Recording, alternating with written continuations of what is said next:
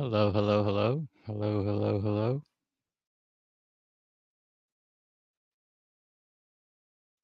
Not sure if the volume's up. Let me see.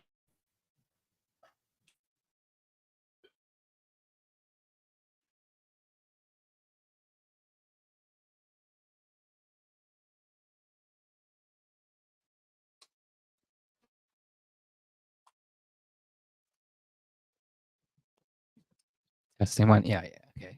Sounds like it's up.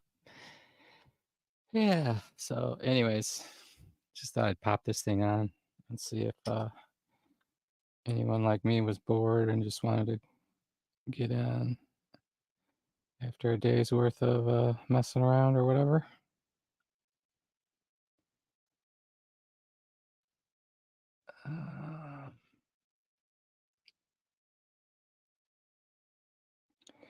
Channel. I was just checking out my channel. Let's see lives. Okay, there we go. Just make sure I'm coming through.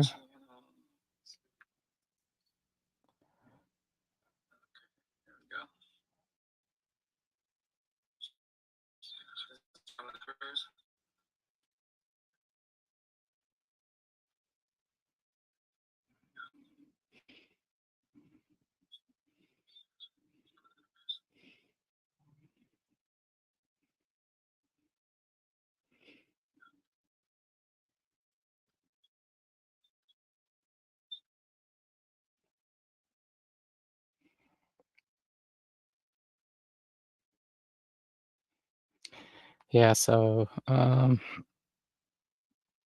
like we got 3 people listening. Why don't you come on in, anybody? If you want to.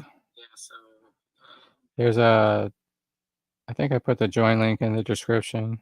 Yeah, there's a join link in the description. I guess I'll paste it in the chat. Let me see if I can copy this. Yeah, okay.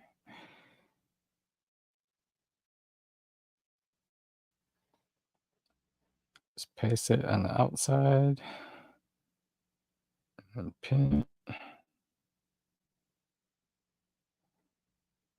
we go.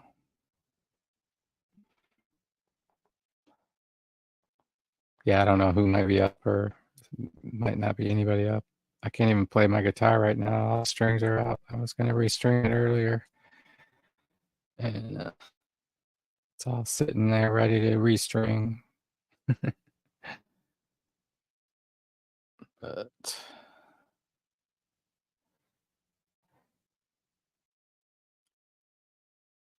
yeah, I might see what else is going on out here. I could, my internet's really, I don't know, it's been spotty lately. So that's why I got my camera off, just to save some bandwidth. So.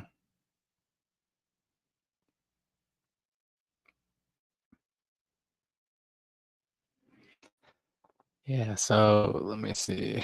There's something I could put on here to entertain. This might be something to watch. Let me see. Yeah.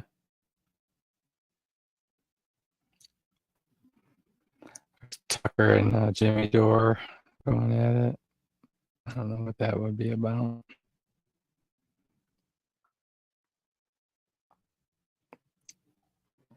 I don't know if not much going on in news today, is there?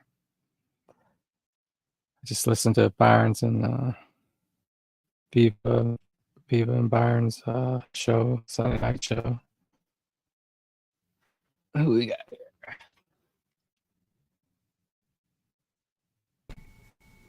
Hey, what's up, man? What's up? How you doing?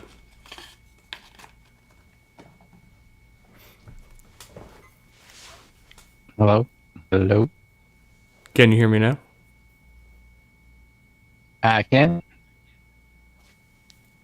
What's going on? Just hanging out, man. I just came from what watching? Oh, Ace Theo, yeah.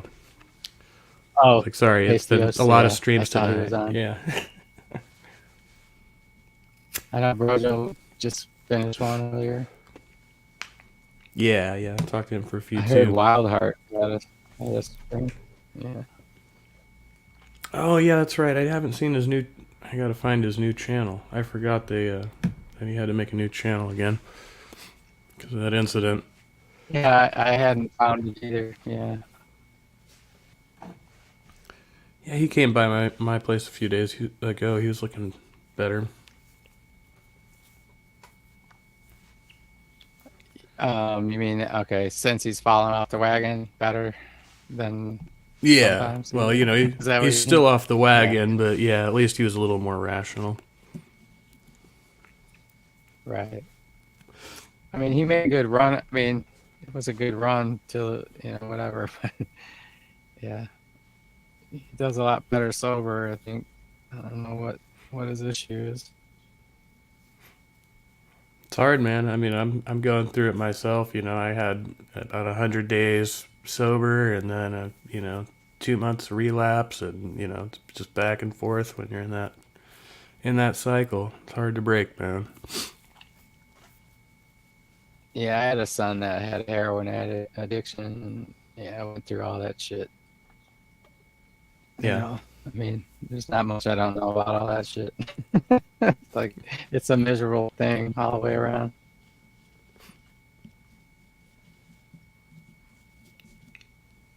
I hear that. But yeah. So what's your is it drugs or alcohol or what with you? It's been a little bit of everything throughout the years. I'm trying to get to the core of my issues, which I don't have an official diagnosis, but I'm looking Mhm. at like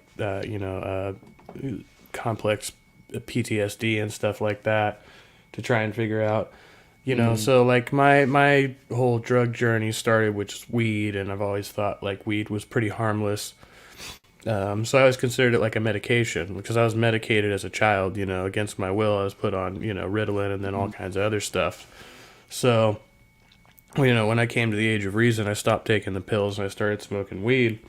But then, I started using other drugs. So I struggled with methamphetamine for a while. And then, Mhm. over the past few years, my drinking got really heavy. So I thought that was my primary problem. But lately, I actually think it's really been the pot has been really like the. Uh, I don't like to say the gateway drug. I think that's all cliche, but it was a catalyst to me making other bad decisions. it kind of I picture it as like it provides a fertile bed for other things that can grow, that possibly can grow if they, depending on the circumstance, right? Yeah. Anyway.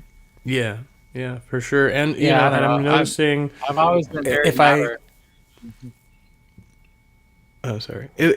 I was just saying if I notice, I'm noticing now if I take time away from pot, certain processes of my brain start going again. Like I had pretty much stopped dreaming.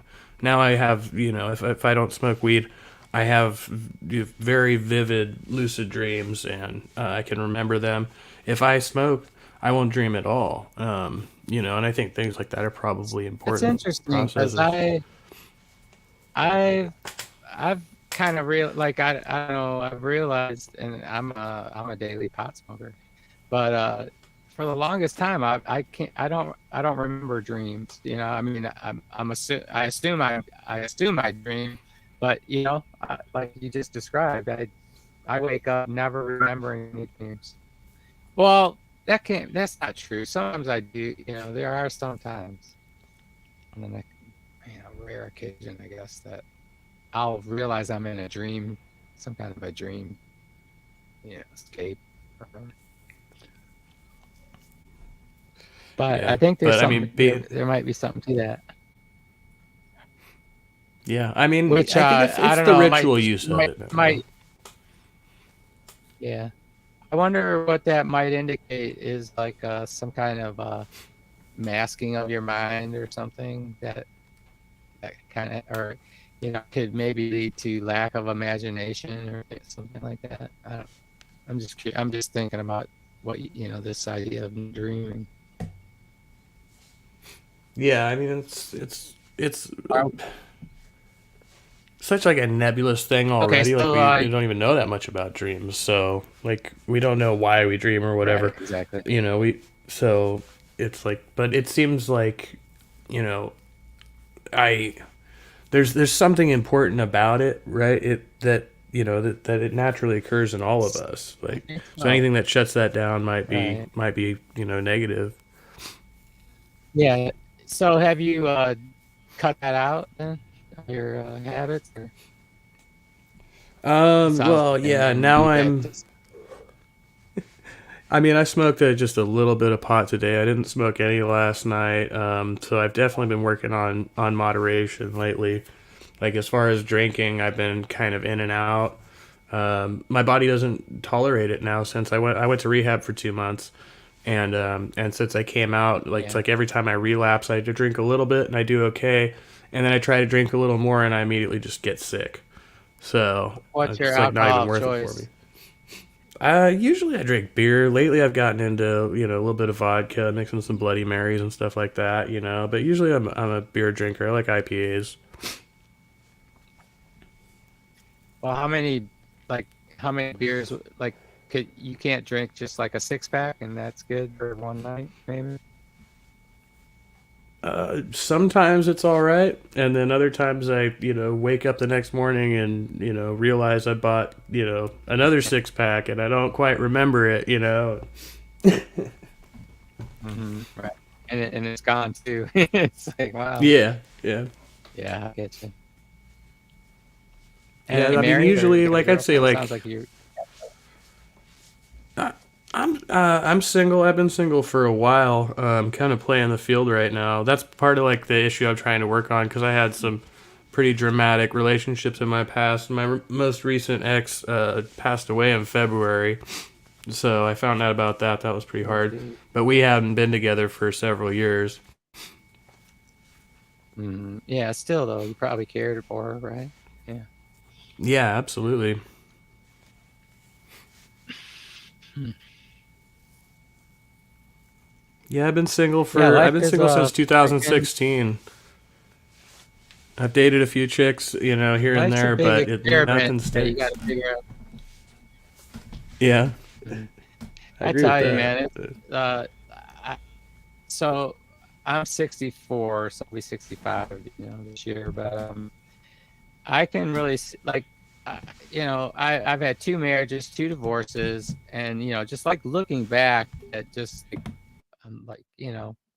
first it's more you do like obviously in a marriage or maybe even a serious relationship where you're breaking like you tend to do a lot of soul searching or inner search you ask sort of questions about yourself or you evaluate things or you might evaluate the partner or whatever try to figure out what the fuck happened or whatever. But anyways, looking back now, I don't know, taking a longer view, I sort of see all of like at least America, the society, the American society, it got it got captured by some kind of like the secularism or whatever that kind of started in the 60s, the sexual revolution. It was like basically throwing off all of the authority, structures and, this and that, So I think it happened at that time. And then, every decade, it's just,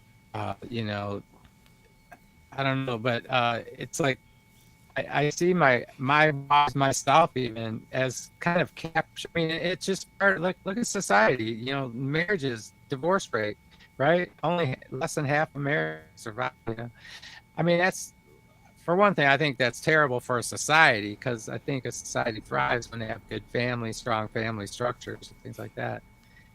Institutions like the family are important in a society, but regardless, anyways, I, I, I, I sort of, I'm more relaxed about the personal responsibility I was holding these women to in a way, and and I guess at the same time I'm going to cut myself some slack. We're all just people that have been captured by this new, sort of phenomenon, or this new paradigm, that we all grew up in. That for one thing, marriage isn't sacrosanct, to anybody. It's like, I do until I don't. It's like, so anyways, that kind of thing. So I'll stop there. Yeah. I'm a little younger. I'm 35, so I'm, basically a product of the 90s, but I definitely, I find myself in a very different world than I thought I would be in. Like in the early 2000s, I thought there was going to be this whole kind of hippie revolution after Bush that never really happened. Obama's presidency was, The Barack thing. I mean, cool, like we got a black president, but other than that, it's pretty lackluster, right? As far as any type of real, We are like, changed. yeah.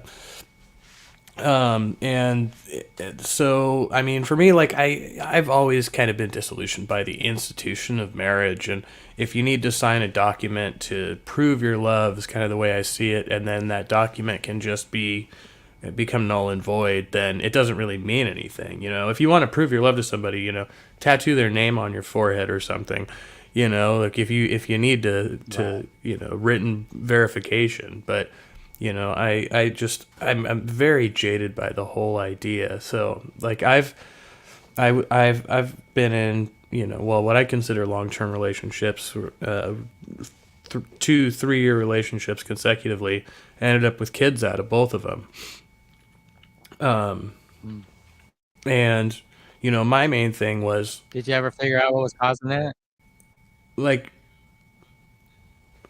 well, I was very, very critical of my partners after they had my kids, but I didn't really critically evaluate them beforehand. I just, in my mind, I'm thinking, oh, I can kind of shape this person, right? And I was young at the time, and so Sure. going through that process, I kind of ended up eating crap over after that because I wasn't really evaluating myself in the same way. I was holding my partners to a pretty high standard, right? So I mean, and it backfired Mm. on me, right? Because I'm a father in the state of California. I have no rights, and my word means Yeah. jack in court. So it's like now I have zero contact with my children, which sucks. Um, so yeah, I mean I that's was that's right kind of where there I'm with you stuck at at the course now. in California. Mm. Yeah. Yeah, and so you feel duty bound to be in the state, right? Or are you hopeful? I mean, you don't have any parental rights? I mean, no visitation at all? Um, No, well, my oldest are of the Was that age because of your they've drug use? decided they don't.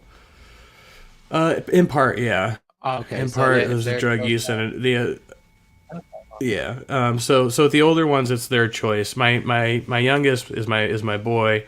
And so I'm still in the fight for him, but it's such an uphill battle, and he's 13 now, so there's not much time left. It's bad enough if a father has an absolutely clean record.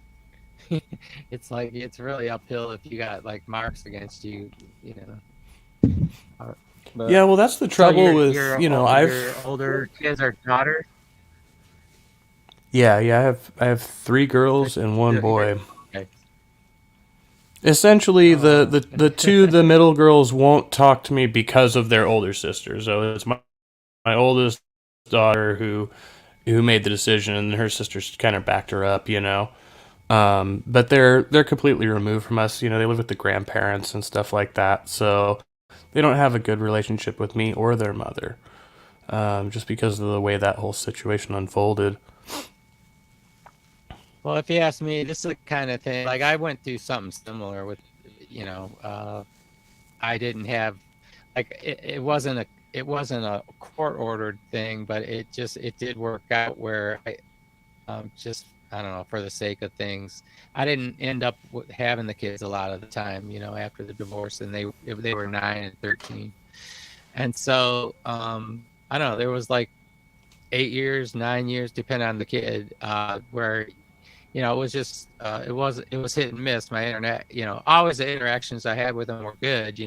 There wasn't any animosity ever between any of us, but the mother was always bad mouthing me, like just, and she was just a dirty woman. I mean, it's just like she uh, for instance, this was later on, but my son was living with me, and he was in the middle of this. He had been through several rehabs and relapse, and he was just a fuck up, right? I mean, he was, um, and it's just miserable for people that love a person like that. It's just like, because you don't know, usually you learn right away that you can't just keep giving the kid bailing them out, right? I mean, there's the bailout stage, right? And then it's like, Yeah. fuck, man, this dude, you gotta. Anyways, okay, so uh, and then I'd met this woman. So I was living in Palm Desert, if you know where that is, but in Coachella Valley, Palm Springs area. Um, Right. so I met this woman in Phoenix. She was a flight attendant. Ended up being my second wife. But so this is for 5 years of divorce, right? And so my son was living with me in Palm Desert, and I told him, look, in a month, like, I'm moving out of here. I'm moving to Phoenix. I don't know where you're going. You're not going to Phoenix. That's what I know about that. And so you better, So the ex-wife kind of sussing things out, like, she got into all this, and she figured out that, oh shit, Chris is going to be back at my doorstep. I guess anyway. So she went down and filed at the Child Protective Services or whatever. Filed an affidavit swearing that I hadn't paid any child support, and this is after and thankfully I had proof of most of everything I paid, but I'm a woman in California can go and absolutely swear out a false affidavit, in court. And you can't prosecute, and they will not prosecute her for it. And Yep. I Yeah. told all that to get to that point. The fucking state is, like, you're fucked as a father. It's like ridiculous. And I paid Oh out. yeah. I was paying 600 per kid. I paid 600 a month per kid, and that was a long time. That was for, I said 9 and 13, so both of them were 18. So 5 years I was paying 1,600 a month, and the rest of it was just 800 a month till she turned 18. Oh my God! I know there are some fucked up dudes out there. That's for sure. That are just fuck ups and fuck women over and the family and everything else. You know what I mean? Yeah. Um, I don't. But we I all work get guys punished like for it. that and shit and whatever. Yeah. Yeah, it's too bad that not every family is a halfway decent one. The world would be a better place if kids were raised properly, huh?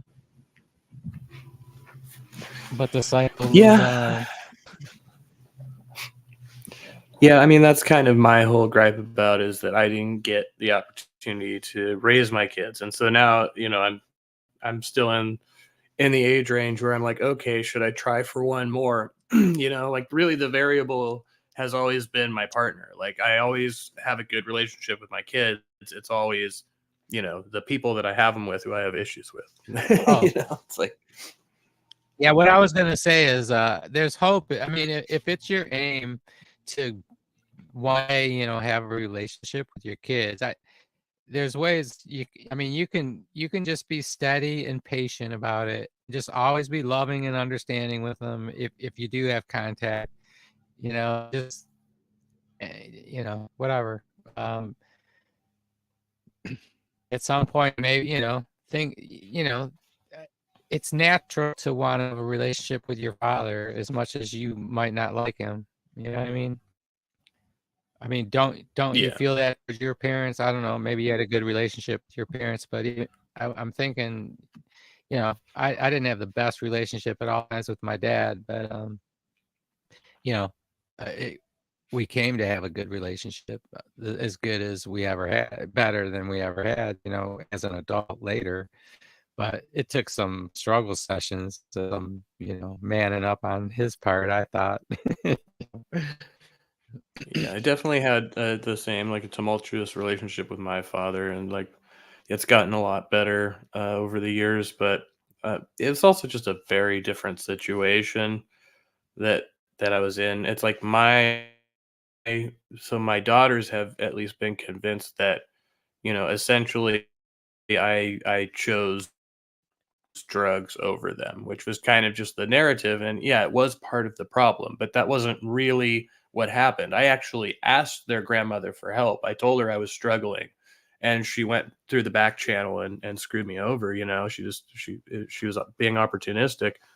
Um, and I think at that point she Mm. was just fed up with dealing with, like I said, me and their mom. Both had issues, so she just went, you know what, I'm just taking You the sound like kids. a pretty reasonable person. Which Are you usually this reasonable? I I mean, I mean, try to be. I is this probably your wasn't at normal the time. I was personality? pretty pissed off at the That time. Yeah, well, I I mean, mean, that is I'm no, yeah, I'm just saying sometimes you have a reason to be this pissed is off. That I'm generally not me. talking about that. I'm just saying you seem like a very responsible, intelligent, somebody that's obviously like can function in society and hold a pleasant conversation with a stranger at least. Wow, that's wild. And I think I know what you mean. Like, well, Yeah, but I mean, I've I had do my know what you mean moments. because I spent, on drugs. no, as far as the selfishness against your kids, I mean, I know I'm pretty sure that in your mind, you would have never felt yourself not motivated to do the best for them. You probably never thought you were hurting them in any way, did you? On purpose? I mean, No, I mean, I know they were or they were maybe you very well did. taken care of actually at the time. At the time that it happened, and that was why I made the decision when I did. I don't know if you're hearing me. Did I Yeah, I can hear you.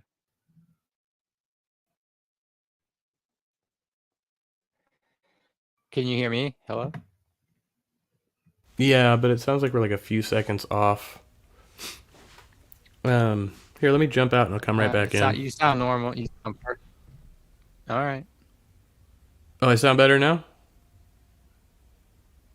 You sound perfectly normal. Yeah. I mean, I see your Okay. thing lighting up when you with your voice, and it sounds very yeah, it's good. Okay, I think we just had a Unless moment there. if you're not hearing me clearly, and my internet's not the greatest, so I don't know how how that affects things. It's been chatty lately. I'm in the middle of the woods in Tennessee here. Yeah, slight little bit of a delay, but it's not too bad on my end. I just wanted to make sure that we could. Uh, but yeah, at the time that I gave Yeah, my I can kids hear up, you. essentially, like I knew I was gonna be losing my place. I was in crisis. I was trying to figure it all out, and so I was trying to do the next best thing and turn it over to a responsible family member. And like I said, that was kind of really what got to me was that I did do what I thought was appropriate at the time. I reached out for help, and then And they that threw was me the under the bus in grandmother. court. And yeah, yeah, and that really messed me That was up. the grandmother's. The Yeah. mother's mother. Oh man. Yeah. So I had this. I kind of had with my first wife. 14 years, two kids. Fuck. She has. She fools around with some dude at work. And then decides she wants to get a divorce, right? And I just really had an issue with my in-laws because I had a good relationship with them. I mean, I mean, the stuff I did for that woman. I mean, it's like holy shit, and then I mean, what pissed me off about it was that I got no support. Like, there was not any sense of from their, like to talk to her daughter to say, "What the fuck are you doing? You got two kids here. You know what this is going to do to your children?" that kind of thing. Like whatever. Do what you want or whatever. I just, uh, I don't know. I have strong views about marriage. If you fucking marry somebody, you got family. That's what you need. And especially if there's no I wasn't out fucking around. You know, I mean, I did. I Yeah. was nothing but fucking my duty to fucking keep a roof over her head and clothes on their backs and anything they wanted, they had. You know what I mean? They had a fucking 3-bedroom house with a guest house with a pool in Palm Desert, California. So fuck. And that was And you're not doing even, everything you can to a hold it lot of work. together.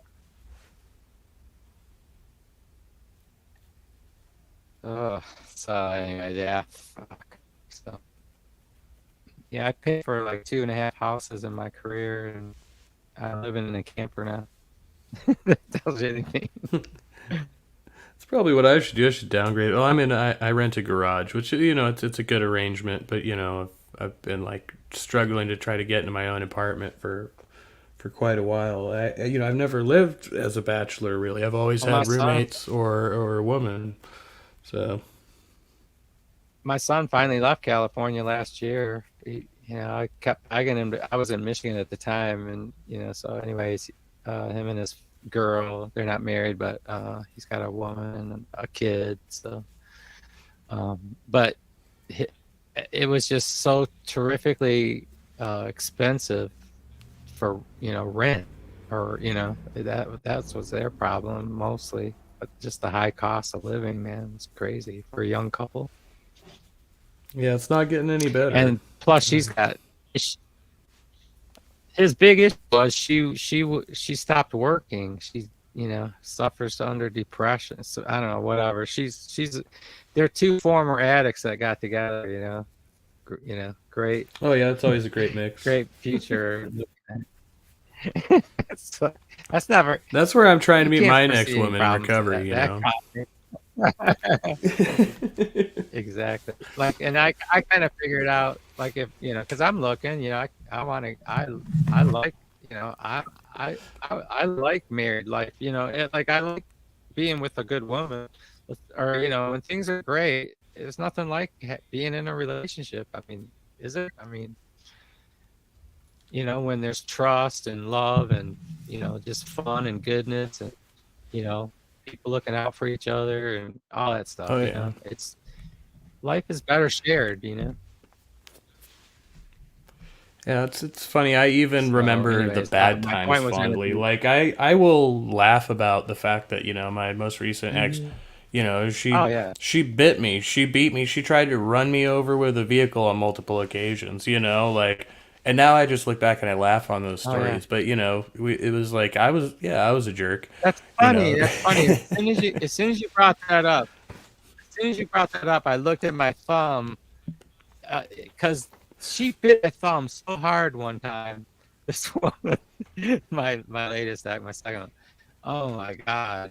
I can still feel, I mean, I can laugh at it, it's like, oh my God, but I wasn't laughing then.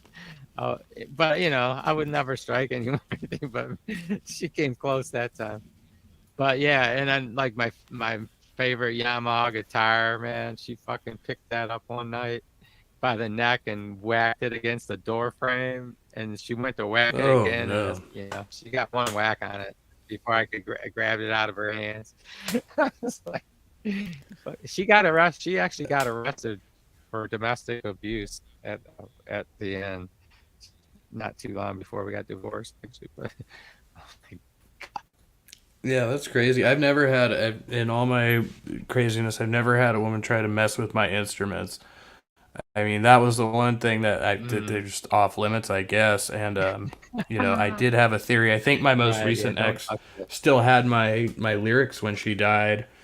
She kind of alluded to. She was like, Mm. "Oh, I think I found some of them." It's like, well, they were all together. We thought we had lost them when we were homeless together, but I had this theory that she had like stored them somewhere. You know what I Yeah, mean? To like stashed them. have for leverage. Yeah. Yeah, but yeah, they never went after that. But yeah, My daughter's mom, that was how I ended up with custody of my older daughters. Was she, when we split up, the last night she was there, she went to jail because she pulled a knife on me. She tried to stab me.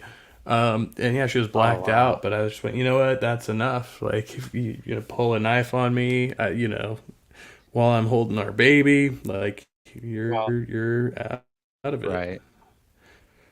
And you probably already had some experience with the other kids at that point. So, I mean, you didn't mind taking advantage of the fact that she just did that in order to help you get custody.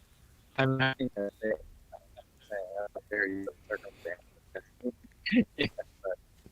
Oh no, that was when, at that point, that was You- before I had like that was when we had our oldest, and Yep. her older sons were with us as well. But we that's when we found out, after when she was in jail, was when we found out she was pregnant with the twins. So we didn't even know we were having more kids together at that point. So this was my Oh, firstborn, okay. So I was and gonna that was say when this is early on. Go well, ahead. yeah, but it was like it was 3 years into it, because I had moved out with her, gone through the pregnancy. Our baby is like a year and a half old now, and this was when I realized how big of a mistake I had made. It was like, it's come to this. It's like, Right. But you trashed my you dad's hadn't house and been pulled a knife on me. this was before any drug rehab or anything like that. That's all I'm saying. I'm just trying to get the picture of, Oh because yeah, this yeah. is This your was early on in your first relationship. Yeah. No, I was 21 at that time. So yeah. So, Man, I yeah, and I remember wasn't even my I wasn't using when my drugs at son that was my point. first one. Hmm. I remember when my firstborn was born, man. That was the best feeling, man. I mean, I can, Yeah. I still, I can still, I can still see the hospital room holding him and his little cap. He had a full head of hair, and he's the cutest. He has cesarean birth, so he was like just the cutest little thing. He had a little birthmark patch of blonde hair on his back of his brown hair. He had brown hair, but a little patch of blonde hair. So cute. I mean, it's fucking amazing. Yeah, yeah. The first time definitely was. I wasn't able to be there for the twins, but I was there for my oldest. That was a natural birth, and then my youngest was a Mhm. C-section, which was pretty scary, because that was like an emergency C-section. Yeah. Um, but when me and my oldest were just super close, like, because her mom had a drinking problem at the time, I didn't. So I would end up, feeding her a lot of the time, and she would lay on my chest, and so we were very, very close for the first, Yeah. few years. That was what was really devastating about it, because I was, I did my job and mom's job. Yeah. Well, that's, you know, she can't, she's not able to forget that, at some point. Those memories are there, I'm sure. Huh? I don't I know. hope so. It's just time heals these things. That's what, or they don't, but Yeah. at least time makes things more bearable regardless of what happens. I think that's been my experience. I mean, the hurts, at least they dull over time, I guess. Yeah, that's kind of what I figure. I've over the years. I mean, it still hurts, but I've gotten used to the fact that I probably won't, get to have a relationship with them again for some time. Like, and oh, you got Yeah. William Freeman in Yeah. your side chat. What's up, William? Well, he can come in. Um, yeah. I had a thought there, and then you just said that. I'm trying to think of what it was.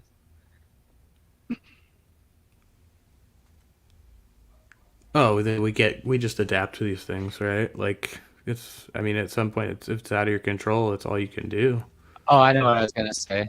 I know what I was gonna say. Yeah, yeah. That and that being the case, I mean, I think it's helpful. Like, whatever chances you do have, you know, uh, at least in the sense where you can look at yourself in the mirror, you make an effort, you throw out the effort, you know, and so they're in a position where, you know, they know they can, if you ever feel different, I'm here for you. If, as long as, that's about all you can do sometimes, right? It's just try to get that kind of message out there. I'm here for you if you ever change your mind, Oh and yeah, I'm really that's the sorry only reason about I've kept my that. phone number for like You're 10 years now, just for Yeah, I that can see reason. that. Yeah, you don't want to change that because they have your number, right? And if you change Yeah. it, they wouldn't have it. Yeah,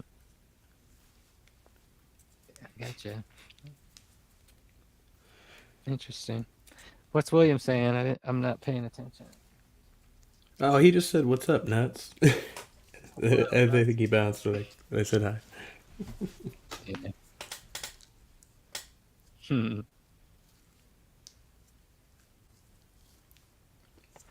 Yeah, it's kind of a slow Nutty as time a of the week, fruitcake. a late night on a Sunday night. Yeah, actually, there was a bunch People of go to work. I don't streams know. dropping tonight unexpectedly, I think. Yeah, like Yeah, all of a sudden we had Ace was on, Brojo was on, now Flow State's on. And it's just been back to back actually. I'm in a lot of feeds, so I don't know about I don't know about how many you're up to, but yeah. I'm wondering if, yeah, I don't know, not flow state, but yeah.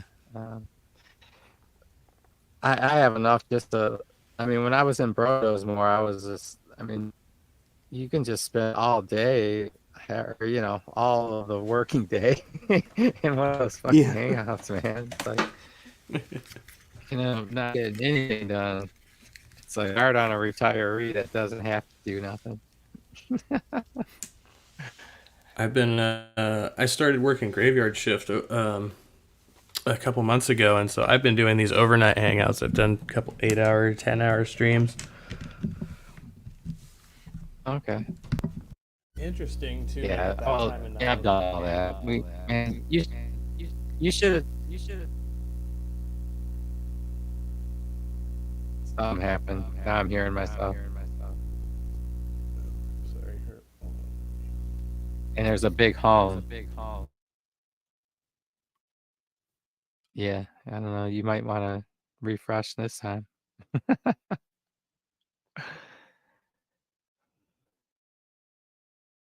I don't know if you can, I'm assuming you can hear me, but man, we used No, to it's just because have I had to change my a headphones. marathon. So Oh, good. We used to have these marathon hangouts back in the day on Google Plus. Were you doing G Plus back in the no, I day never really with got into the that. I was a little hangouts? late for that.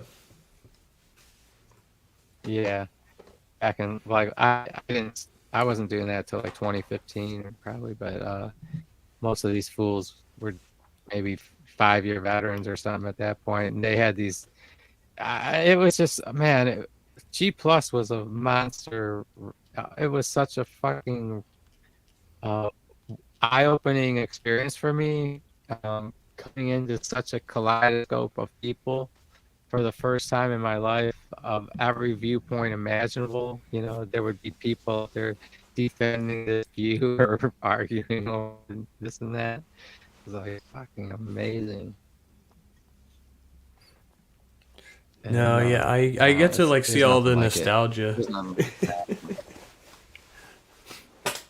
I mean, and these fools would talk about these where, it would be 24-hour hangouts in like Nadia's room. It's like, who the fuck is Nadia? And it's like, she was just this, or else he, whatever, transvestite, but she would hold these, she would host these hangouts, and, you could get 10 people in there, and it was weird rules. People could block each other, and yeah, all kinds of shenanigans could go on, and did, and it was basically, it was like the Wild West, because I mean there wasn't no censorship or anything like that going on. None of that political bullshit. There's none of the woke shit was really happening. Not that much. Very Hmm. little. The real woke what we have today. Um, anyways, it was like, I mean, I was like a kid in a candy store, man. I don't know because I was just because I so love debate, and arguing. I'm like, not to argue like heatedly, but like dinner table arguments. Right. Yeah. That's what I always tell people on the channel. It's like everything you don't want to talk about at the dinner table, bring it here. Politics, religion, sex. Mhm. Yeah. Yeah, exactly. I mean, that's what I was, Brojo's is a good venue for. I mean, I don't know. I like venues like that where different religious views are welcome to express themselves, and then people fucking, debate or chide or mock or whatever they do, back and forth. So, but it's if you are a real seeker of truth, which I claim to be, and all I care about is what's true. Um, those are good exercise. Like you know, man, it's so profitable to have to defend yourself and argue, because I don't, and expose yourself to a large critical voice, a large amount of critical voices, right? And Yeah. it's going to help. It should, for most people, I think, that are honest, it's going to help them get to a better place or some kind of a place that's more defendable or defensible, I think is the way.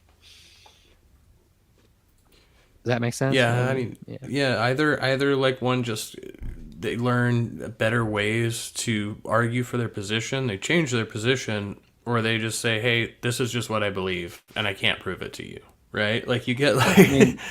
it, well, usually what they're going to find is like some fucking contradiction is going to get smacked in their face that they never saw before. And then like this is the kind of thing where if someone actually puts a chink in your belief system, that's all that's they've done their job. You Most people can't like function with a chink, they got to like, you know what I mean? At some point you got to deal with it once like, because I feel people don't believe false things on purpose. I mean, I think you tend to believe what you think is true. Yeah. In other words, I don't think you maybe choose to believe things as much as things evidence themselves as true, and that's why you think they're true. I don't know. Does that make sense? Yeah, it's like what works for you moving through life, right? It's like if you for people who grow up in the church and they've known those people for years, I think it can be easy to grow attached to that and say, well, I believe it because I was raised with it and it's always worked for me, right? They have that community backing.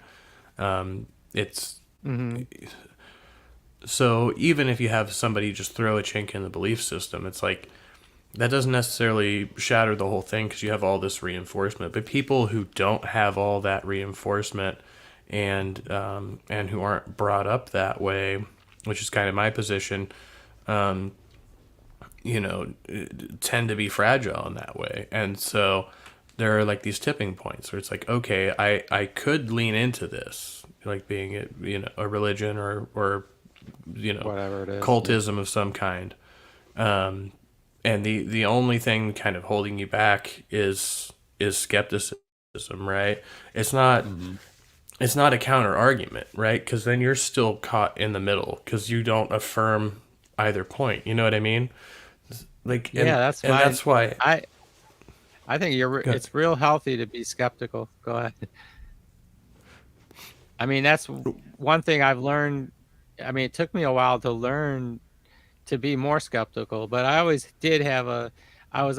had a skeptical nature in the sense that from early on, people were telling me, and I can remember it's the same me. I remember them telling me and where I thought I was, well, I'm losing my train of thought here, but it has to do with just the authority tell like I always had people telling me to do something that I didn't necessarily want to do, and I didn't see why I had to be told to do it. And I didn't like it. Like and and and it's kind of like if you really don't like that authority, and so early on I just came to not like authority, or even like there was a natural distrust because I felt like they were unwarrantedly, putting me in a prison, let's say, right? I'm getting jailed. I'm always like, obviously I'm a little kid, right? You got to train up a kid, but still I'm always like, why, why can't I do that? Or why am I, Y- you know, why am I Yeah, being and I punished? think Why am I kids are being naturally silenced? inquisitive that way, and that's why I mean Mhm. I still consider myself anti-authoritarian in that if we're going to tell somebody, you know, believe this or do this, right, then Mhm. we should be able to indicate the reason and be able to articulate. If we can't do that, then we've got a weak reason for telling them what to do or what to believe, right? Absolutely. Absolutely. I agree with that. And I never was one on telling my kids what to believe. I was always more about what to do, And Yeah. then I would always yeah, I'm about, like I'm a Christian, right? But I don't hold to this idea of unreasonable faith, or faith, or believing that's not based on reality or something. No, Right. I believe in Christianity because it makes the most sense of the world that I inhabit. That's how I see it. Like all the evidence that I see and that I've experienced, because I've had spiritual, what you might call spiritual experiences, or you know what I mean? Like I've had those kind of experiences, and I really believe, I have a relationship with God that is like as real as I have, that, I, God, I can't see him, but I know he's there, just like I know my mother is there. That's how strongly I've experienced it. So and none of that has to do with anything the Bible says, really, except that I take the Bible as just stories of other people that had experiences like I have, some, or probably, more extreme than what I'm talking about. I'm not claiming any super duper really experience, but very personal and real and Were I you brought can't up in the church? I was raised in a Christian home, but I had, like I had a lot of but I still had all those objections. I Well, from early on, even before I remember being raised, of even noticing what kind of home I was in, I did somehow, I believed in God. I believed that God exists.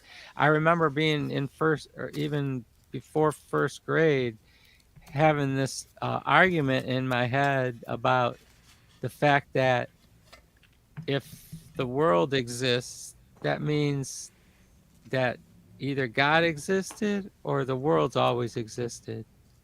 And it immediately struck me that it didn't make sense that the world always existed.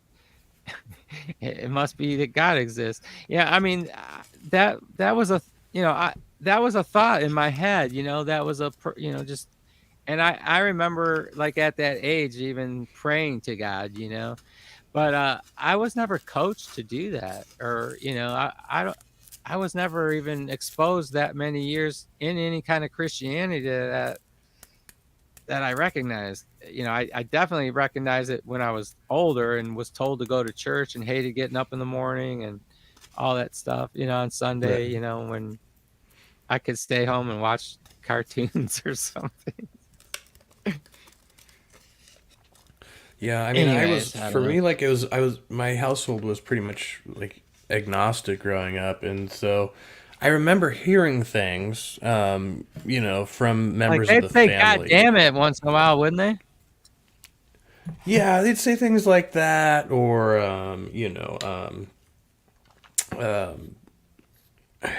I just had an example too of like, and I lost it. You know, I have an aunt who's very spiritual, Jesus so Christ, pull your pants up.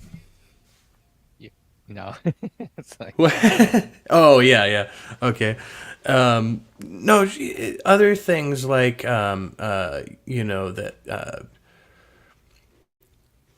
like you know when I would ask about my grandfather, 'cause my grandfather passed before I was born, she would say, "Oh well, oh, he is with God." You know, instead of saying he right. passed away, she'd say he's with God now. And what does that mean? Oh well, he died, but he's you know alive somewhere else. And so all these ideas were kind of implanted in me. But when I asked my mom, I was raised by a single mother, you know, what religion she believed in, she said, I don't know.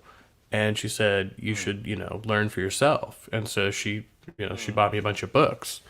But there was mm, nobody telling me, but there were all these kind of seeds being planted around me. Oh, well, God's doing this. And, you know, so when I came of the age that I was like exploring for myself, I had this respect for all religions.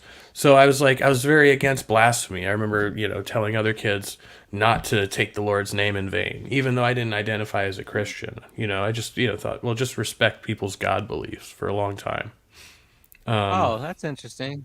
Man, I never thought of others' beliefs that way, like to care about that, not offending them. But I wasn't that. Yeah, that's. I mean, I'm just pointing out you have a certain sensitivity about you that I don't have. Go ahead. Well, I did until people were told me I was going to hell for not being a Christian. Then I got defensive, you know. That was What? What wouldn't God like about me? Come on, you guys. What are you yeah. saying?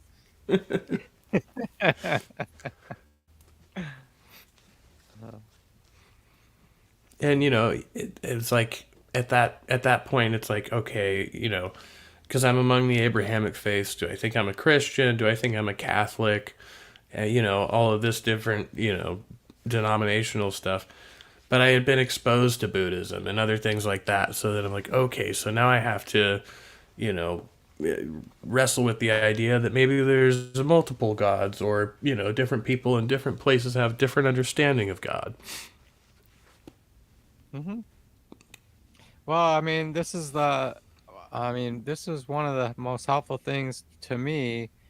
Um, was referring back to this G plus period where you get exposed to a lot of views and a lot of debate, and and it helped me to come to you know, I don't know, one thing about listening to all these debates, you get to, I mean, you do come to learn how to debate, and how to, more importantly, you learn how to structure your statements in ways that are different, and ways that are important, that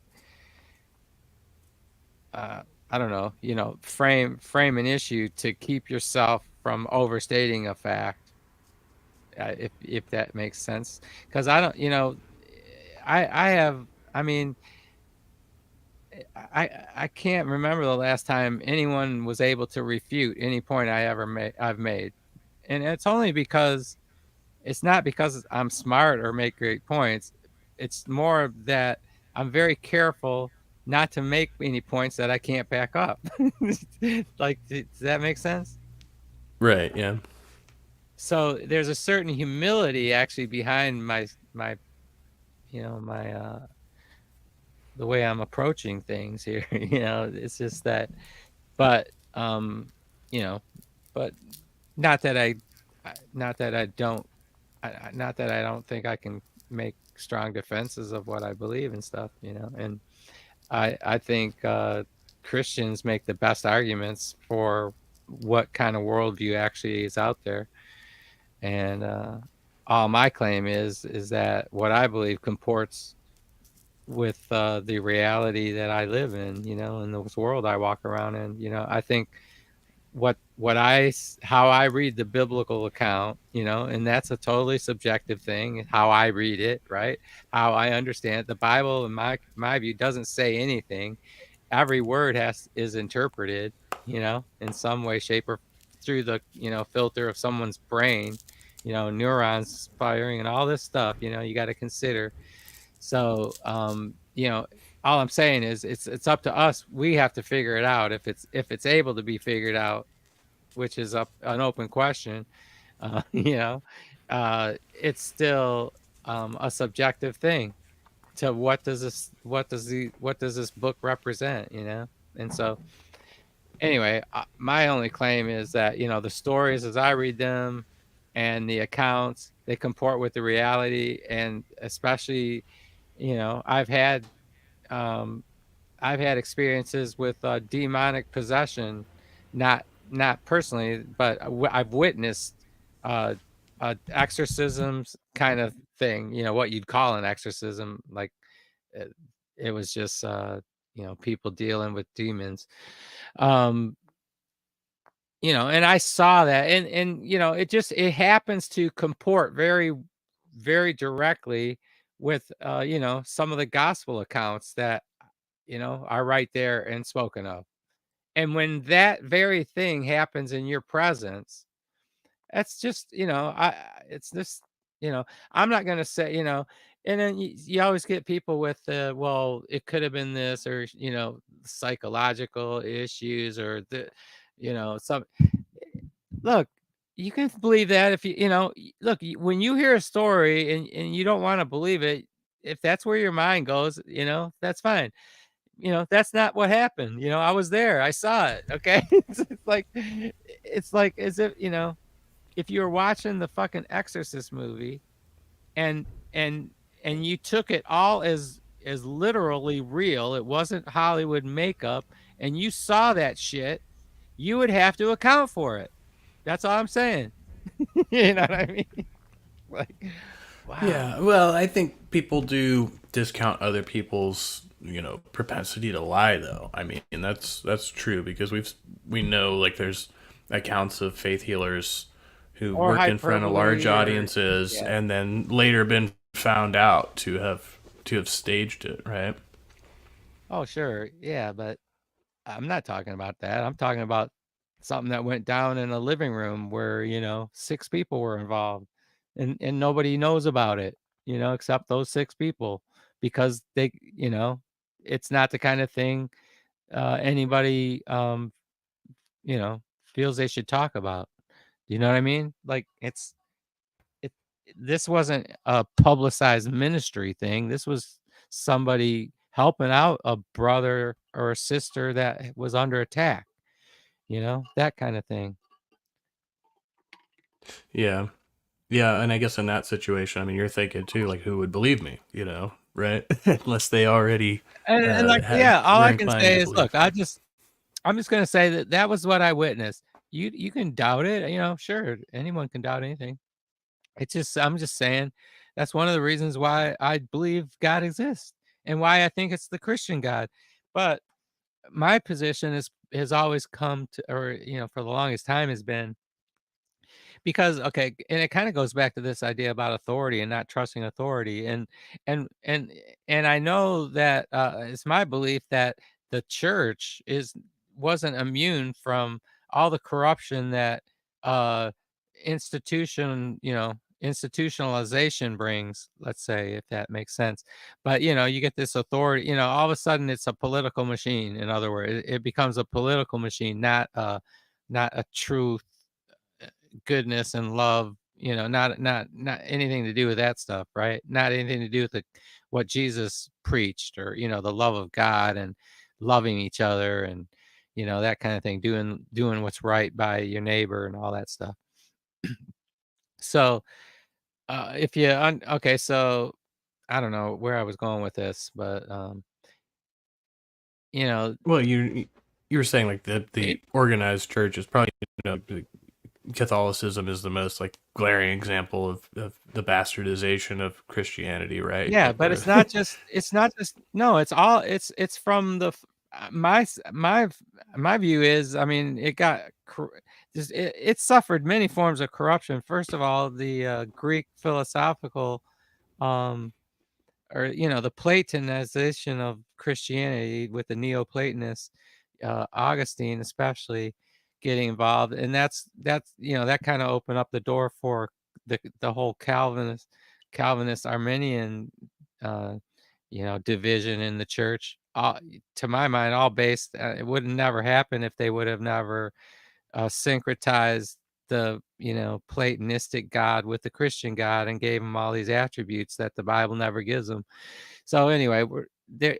Once you get away from the biblical person of God, and impose and superimpose this other God onto him, I don't know, things really get fucked up. But that that's just another corruption, but that's unrelated to the authority structure that forms and it becoming political, because that would have happened anyways. So to me, there's always like it's kind of like the deep state. There's always these you know higher level people get in charge, and then the concerns of the people get forgotten right away, and other motivations take charge, and then just I don't know, whatever. I'm ranting a little bit because I hate the state of the Hey, world today. it's all good. It's your show. Yeah, just I find, and a lot of people, well, some people, I guess, find it dishonest, but like I try to use an epistemological approach just to try to find out why or how why people believe what they believe, or how they came to those beliefs, right? And like to try to decide whether it's rational. Is it rational for them? Does that necessarily mean it's rational for me, right? So it's like if you don't mhm. have those shared experiences, then you might not develop those beliefs, and it just means maybe you're lacking in experience. Yeah, I speak of that way as just we all come to, we all have presuppositions based on our whole life experience. I mean, in other words, the difference between all of our life's experiences, right? Like, you just, there's, so one thing I try to do if I'm having an important conversation or you're having a debate about something, it's it makes things a lot easier is if you pay attention to making sure you both are keeping on track with your definitions that you're using, and try not to veer from, him think or she thinking one thing and you're thinking another when you're using the same language, or I don't know. There's certain things you find, like when you're listening to debates that are common problems, that you can notice, oh, that person, you can tell, like, she thinks this, but he's thinking that. So it might be good if someone were to interrupt and say, hey, I noticed you guys are using that term, but you're using it like this and you're using it like that, and that's causing this problem here. And so maybe can you do, or I don't know, do you know what I mean? So part of the Yeah, I think problem that's with like where the debate best is, debate moderation, like the best debate moderation yeah, I is mean, when when debate. when a moderator can stop them and say, "Hey, you two are talking past each other. You need to I clarify here." I love that, yeah, where there's and it's a fair moderator that can actually stop both, because like someone like not modern debate, but not I was gonna say, what's his Marlin's, Marlon, Wilson? He does that debate channel, the I black don't think I'm dude. familiar with him. No, What the who's really? that? Uh, No, I'm not familiar with him. okay, the truth, Is that something Fresh and about the Fit? no, no, this is he's a Christian. He's actually a Calvinist himself, and that's why Oh, I was gonna point him out, because he does debates, and, like, he like most of the Christians in here would know the channel. I'm trying to think of the name of his channel, actually, but without looking it up. Um, Marlon, and it's like, I'm gonna see if I can find it. let me see. Yeah, just, Christian debate channel, Marlon, and I bet that's enough of a Google. Let's see. Or Christian YouTube channel. Marlon Wilson, I think his name is. Where's my Sorry, I'm waiting for it. My internet's pretty laggy, so. Yeah. I think it's Wilson. I'm not sure about Is the that the last gospel name. truth? Yes, that's it. The gospel truth. Okay. Anyways, he was going to be an Actually, you know example what? of. I have seen him. I just haven't. Okay, you just didn't I just recognize that's haven't who I was talking about. watched his content yet. Yeah. I was like, I'm already Okay, so Chris subscribed, but Fish. I don't remember subscribing. So. Okay, cool. All right. Well, do you know who Chris Fisher is? He's got a reality is not option. God is open YouTube channel. He's an open theist. Yeah. Chris Fisher. Do you know who he is? So he's debated on Yeah, I've Marlon's heard of him. channel, and just most recently he debated Matt Slick on that channel. Okay, so Matt Slick, you know Matt Slick, right? Yeah, I can't believe he's Or still who he around. Yeah, okay, so you know who Matt Slick is. Okay, so I've debated Matt Slick for years. I've had so much fun with him, man. I I mean, I can't tell you how many times I've had him get up off his chair and start pacing, man, because I don't know if you're from, he's just so funny when he gets stuck on something. It's just like I mean, I like Matt, personally, but oh my God, he's hard to listen to sometimes. But anyways, that's beside the point. But the okay, it gets back to the moderating. And Marlon is like so. Chris Fisher, he's an open theist. Open theists are like the arch enemies of Calvinists. I don't know if you knew that. In the theological world, it's like arch enemies right there. Not anything, not even anything close to the Calvinist Arminian, divide. It's like, that's what like open theists are the Arminians on steroids, right? Kind of view to the Calvinists, right?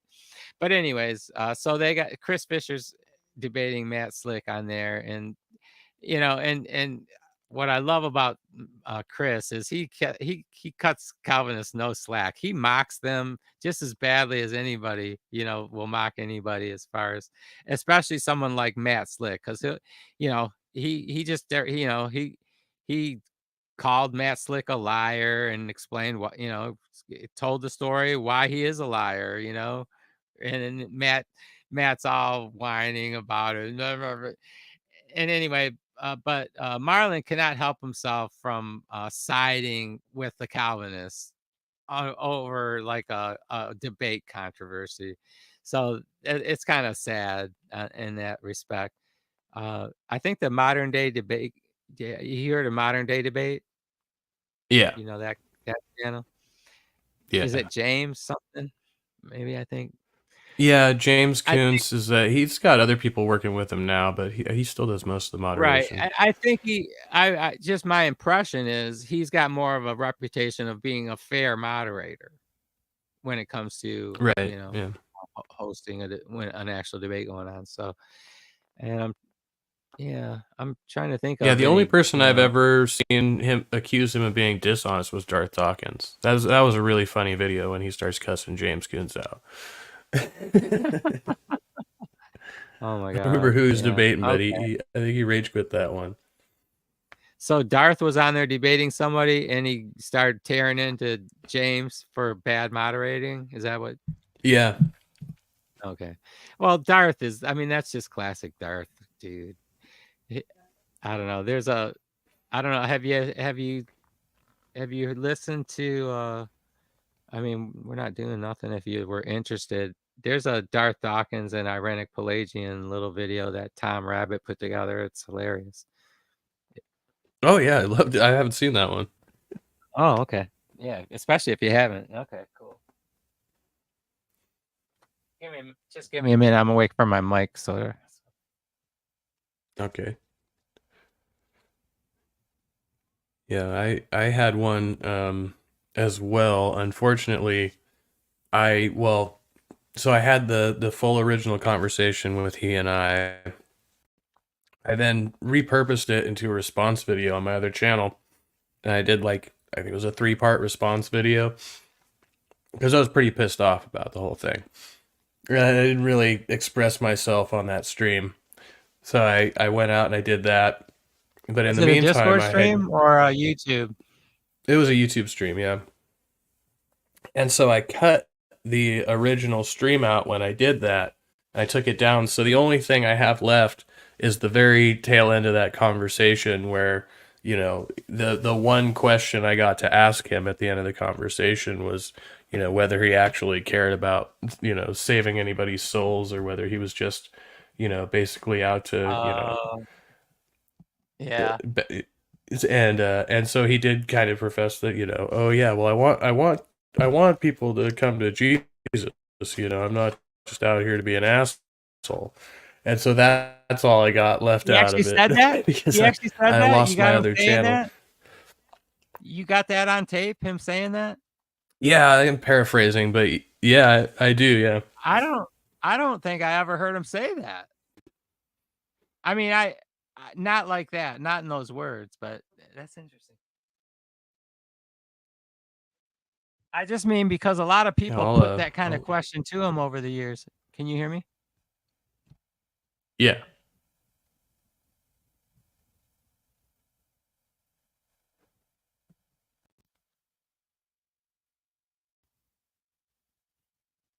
Okay, I don't know if it's necessary to watch the screen, but I'll start this now. Okay. So Cool. you'll hear my voice. So if you want, just interrupt. I'll stop it. Okay.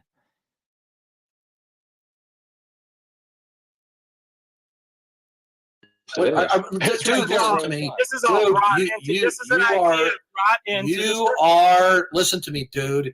You are delusional. You are like a cultist. Well, you'd have to demonstrate You that. need, okay, please don't overtalk me.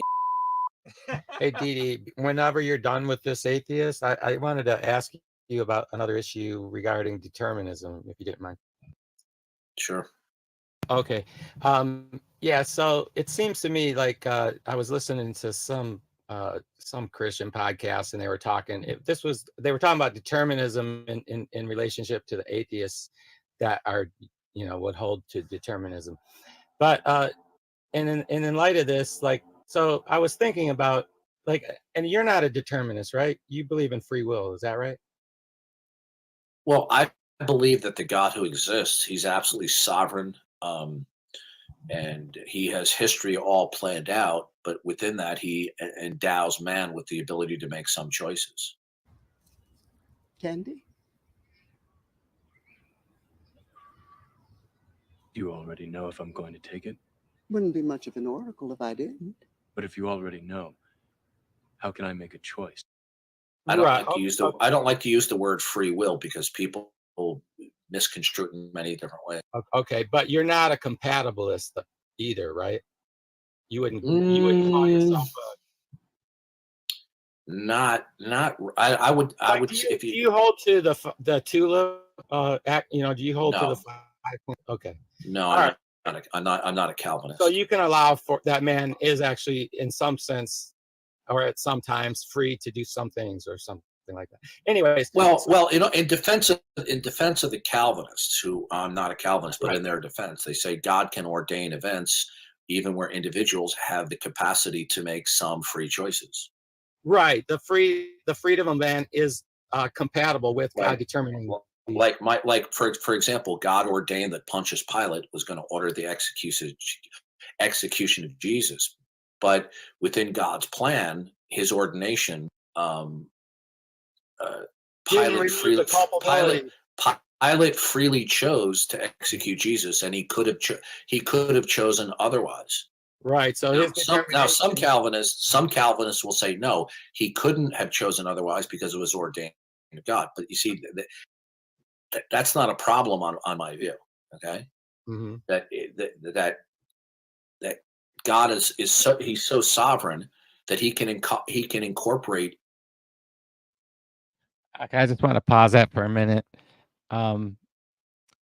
So I never am able to get. I just thought I better it might be helpful just to point out the point I was going to try to get to. I never was able to get to this point because, Darth is in asking me some questions. I'm answering, and it gets off on these rabbit trails about what I believe, rather than I wanted to ask a question that had nothing to do with my beliefs, anyone could have asked the question I was asking, but it got sidetracked. But and made a fun video or whatever, but that's fine. But anyways, I was trying to get to this point that on determinism, and I don't know if you ever heard this argument, but it came to me that, and it has to do with the fact that in the Westminster Confession, chapter 3, talking about God's decrees, it says that, God has decreed whatsoever comes to pass, right? And yet he does so, making use of secondary causes, when need to, that kind of thing. And but the fact is, there's nothing, on the Calvinistic view, there's no free molecules in the universe. The reason God knows the whole future is because he decreed what the future would be, and he's carrying out exactly as he knows it to be, precisely, right? There's no escaping God's decree of what he decreed. Okay, so that's one major pillar of what you need to understand about this argument. So if that's the case, now you come to the Christian, and I want to know, okay, so it has to do with a Christian, actually it applies to all human beings and all thoughts, but I want to single out the Christian who who has certain beliefs about God, and how it is that they come to have those beliefs. And it seems to me, on the Calvinistic paradigm, what you actually have is a case where God is determining what, false beliefs.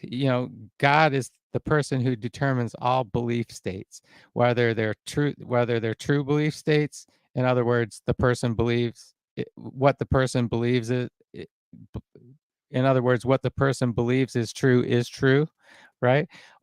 And he also decrees all false belief states where, even if the people think what they believe is true, it's not, it's false, right? Or, whatever. So, when you have, and then, and let's see, what's the rest of this argument? So, So it contradicts any notion of free will, right? And if well, it's not that, no, this isn't about free will. Actually, it's an argument about rationality. There is, there there is no rational thinking and processing and debating of what I need, what should be believed. Like, the rational world is a world of clashing ideas, and figuring out which is true, and like what by whatever means, right? Truth seeking is not a simple task, right? In a way, like, right, and so, but the thing is, if why, okay, so if the reason that people if the reason people believe things is because God has determined them to have their belief state that they have, if that's the case, then then nobody is rational, in a sense. Does that make sense? There is no reason going on. It's just God determining belief states. right. And it's escaping me now how I worked that out in the final premise or whatever, but it basically, it works out to where, it's not a reasonable, it's I don't know, and that, I don't know, to me that seems really problematic, to have somebody's view that it's not based in reason. And it has to do with this fact that God is determining the false belief states of Christians, because they Right, but have they're to all admit reading the same book, the same Bible. that they do have some false beliefs. I mean, they usually will admit that, yeah, some of the beliefs they believe are, that they hold are false. Well, how did that happen? Well, God determined. Okay, so anyway, like I said, anyway, I just wanted to make that point because like you probably saw my introduction, I brought up this determinism idea, and then because I was under the impression that he wasn't anything like a Calvinist, but it was this conversation that clued me in. He actually is a Calvinist. He's just some kind of variety of one. Like, did you catch that? Anyways, Yeah, yeah, but he said he's not. But I know obviously. he said he's not a Calvinist, but I if it smells like shit and it looks like shit and tastes like shit, it's shit. Anyways, Yeah, not that yeah. I've ever. Okay. I think I have tasted shit from my kid once, but okay. Into a flawless, sovereign plan of history, everything that comes to pass, including the choices of agents in certain matters, like Pontius Pilate. How did you know? Oh, what's really going to bake your noodle later on is, would you still have broken it if I hadn't said anything? Right, even if they were free to some extent, but God is able to accomplish what he wants anyways. I mean, Right. regardless. Okay. All right. So that's kind of beside the point that I want to bring up. So let me just give me a quick example. Pontius Pilate was about to suppose it's the case where Pontius Pilate decided not to execute Jesus, and he said to the Jewish Supreme Court, "I find no fault in this man." Right? Yeah, we had like Pilate's wife. Pilate's wife came to him, and she had a terrible dream, and she said, "To have nothing to do with this man." Right. Okay. Now, Pilate decided he wasn't going to execute Jesus. Yeah. But then, what happened after that? The Jews insisted. The Jewish Supreme Court said to him, "If you don't execute this man," right, they threatened him. "You are no friend of Caesar's." What people miss in that important statement is the Jewish Supreme Court held great influence on the authorities back at Rome, right? Because they didn't want the Jews rebelling and having to have the Romans fight the Jews all over again. So they basically were threatening Pilate. Well, that was ordained in God's plan. So Pilate decided not to execute Jesus, but God knew that when they threatened him with reporting into Rome, then he would voluntarily give in. So that's all a part of God's sovereign and plan of ordination. There was never any stopping it. Yeah, I think it's clear. You can see, you can be right in Pilate's head, knowing all these conflicts going on in his head, but ultimately his career and everything, his reputation is what he was going to uphold. So he handed Jesus I over. certainly believe that all choices, even acts of evil, are all in God's sovereign plan of ordination, but that doesn't exclude that people have the capacity to make some acts of agency. Okay, so my argument, so this idea that I want to discuss has to do with like the Westminster Confession, where any idea that God has decreed whatsoever comes to pass, right? And yet he uses secondary means, right? So we can grant that. But the fact is, if Calvinism or whatever is true, then God actually has determined whatsoever comes to pass. So, on my view, that means the belief states that we hold are some things that come to pass that God has determined. Now, by whatever means, we have to keep that. We don't know the mind of God and how He works all things together. Right. Okay, but so right. But now here's the problem I see. Now, as a Christian, I do not follow Calvinism. It's my belief. I have beliefs about soteriologies. Do you believe that your performance will in any way influence God in letting you into heaven and keeping you out of hell? Not keeping me out of heaven, but I think it might influence. Will God factor in your performance after you come to faith? Will God factor in your performance in His decision as to whether to keep you out of hell or not? No. Okay, so do you believe that salvation is by grace through faith alone, apart from all performance and works? Yeah. Then why do you call yourself a Pelagian? Because I deny original sin, that doctrine. Well, why would you do that when the Bible's very clear on that? Well, I don't believe it's See, clear. this is where we got Really? sidetracked. So Adam and Eve didn't sin? Well, of course they sinned. Well, Right. I'm talking about the doctrine of original sin that Augustine put forward. Yeah, Darth is Well, the great you don't interrogator. believe that Adam and Eve passed on a sinful inclination biologically? Why would I? Why? Because it's exemplified throughout the New Testament. Look at Paul's writings. Well, what about Eve? See, I think we have the same nature as Eve had, because she had this inclination or ability to be tempted and sin. No. To me. No, when you say Eve, you're talking about before or after they committed an insurrection against God? Yeah, as she was created, prior to eating of the fruit. Yeah, well, we don't have that. We don't have that nature. We inherit our sin nature when we're born. Well, The Bible's clear on it. no, we only have a human nature, and nowhere does the Bible indicate that our committing like any action would have the power to change the Okay, human. good. Then you just destroyed. It says all who are in Adam. You know where Paul talks about the two Adams, the first Adam and the second. Yeah. Good. Then we all took part in Adam and Eve's sin federally. Well, I don't think that's Because what the then why? Well, that's exactly what Paul's talking about.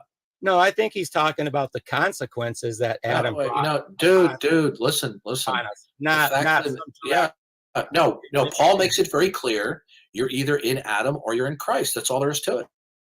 And being in Adam is that you inherit a sinful inclination, a sin, and you're under the wrath of God until you're in Christ, in the second Adam.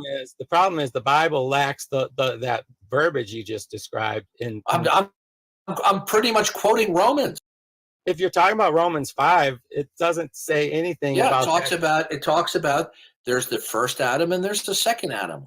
Right, but it doesn't import to federal headship all these ideas you just described. Oh, so there's not a federal headship in Christ?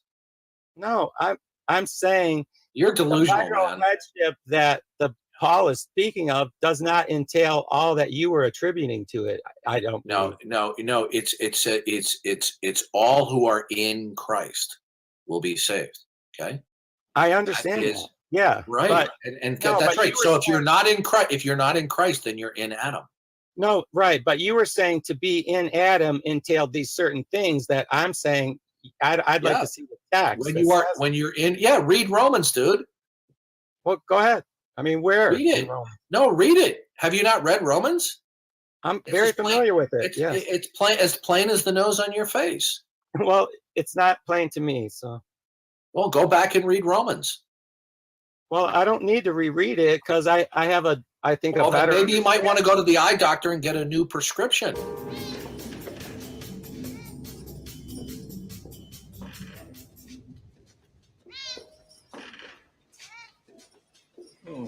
I think I have a better understanding that makes more sense. Make more sense. What would be the standard for it to make sense too? When you say something doesn't make sense, you're saying that a certain state of affairs doesn't cohere or conform to a standard. Well, the standard is the scripture. Well, I would say the standard is the God and his love. The standard is the word of God, sir. And the bottom line in Romans, it makes very clear. You're either in Adam or you're in Christ. And I agree. You are either a covenant breaker or a covenant keeper, and you're only a covenant keeper by virtue of being in Christ, the federal head. All I'm saying is to be in Adam does not necessarily entail having a sinful nature or anything of the sort. It most certainly does. How about when David said, "I was brought forth in sin"? He was using that. He was mitigating. He was using that as a mitigating circumstance. Listen to me. Adam and Eve simply procreated what they were. I agree. They didn't. But you see, to view Adam and Eve as merely biological agents is to miss the mark, because we're more than simply biological entities. And Okay. Adam and Eve procreated what they were, both biologically and spiritually. Okay, then let me ask you, why did Eve sin? What caused her to sin? What in her nature? What about her nature allowed her to sin? Address that, please. That's the wrong question to ask. The answer to the question is no. Nothing caused her. Now, her choosing, Adam and Eve choosing to rebel, was in the sovereign plan of God. But the point is, she and Adam were responsible. What caused Satan to rebel? Simply, they made a choice to do so. I'm not sure Satan rebelled, but was created as he is. That's another question. All right, you're okay. Listen, I'm done talking. You're nuts. Okay, you're Looney Tunes. Well, my whole belief is based on the scripture, so I'm sorry. Yeah, well, I've got sad news for you. You're Looney Tunes. Okay. Satan was not. Satan was not created with a as a covenant breaker.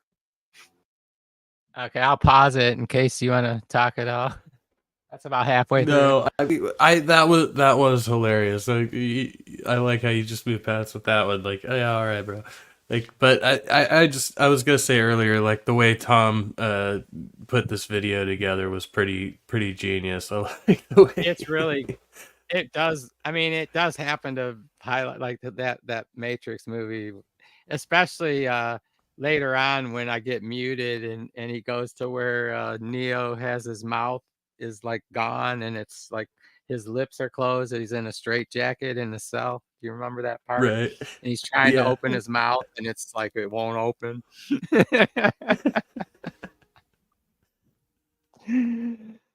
Yeah, anyways. Yeah, I'll stop sharing it.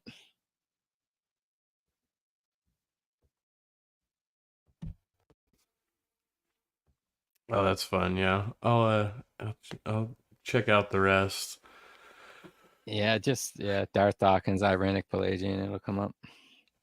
Yeah, he doesn't. I've noticed that with him. I mean, unless you catch him in a good mood in one of his own, Discord chats or whatever, like he will not budge for anybody for that. Like answer one of my questions. It's like he will turn it around every time. And I don't know, you might have noticed I was walking on eggshells and I wasn't bending over or anything. I was just, I was trying to do whatever I could to keep you not to provoke him. I mean, because I wanted to get to. Yeah, well, it seemed like you came in trying to find that point of agreement with him, and he just, he turned to the first thing he could try to hammer you on. Like the wrong pivot,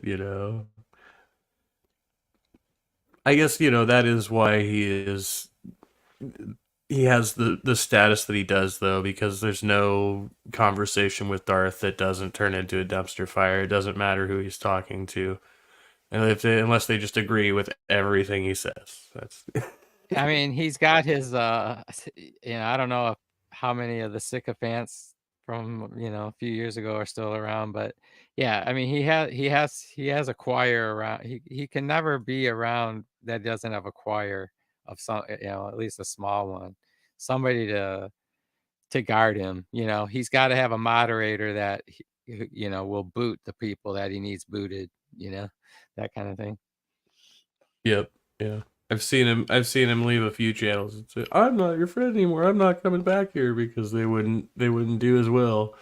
It's like funny for a man of God, trying to play God on the internet, Just I don't know, I'm really the last person that really wants to try to get inside someone else's head, and I just kind of go by, whatever they say or whatever, or that's evident, but man, the fuck. I mean, everybody can see it. It's like if the guy has a good motivation behind him, he's got to be the fucking dumbest person in the world about being able to recognize what tactic to take with people, sharing the love of God. Yeah, I have this theory that he's probably very conscious of what he's doing, and like maybe this is like a form of therapy for him, so he doesn't go abusing his wife and kids or something, He's like, oh, I could just go, verbally bash strangers on the internet. Maybe it makes him a nicer person in real life. Okay, well, people don't realize this about me sometimes, but yeah, when it comes to when I like in Brojo's hangouts or whatever, I'm among friends and stuff in there, but if it comes to debates about when I come to debating an atheist, and this has to, and it really is just an online thing with me. When I'm online, I take a different tack. I don't play under the same rules that I would if I was to meet you on the street. Yeah, you know, if you meet me on the street, I'm Mr. Loving Christian man. You wouldn't, unless you provoke me, you would never hear me yelling or anything like that. But I figure this is the public space, and I find it my duty to mock or criticize or any kind of worldview that attacks mine.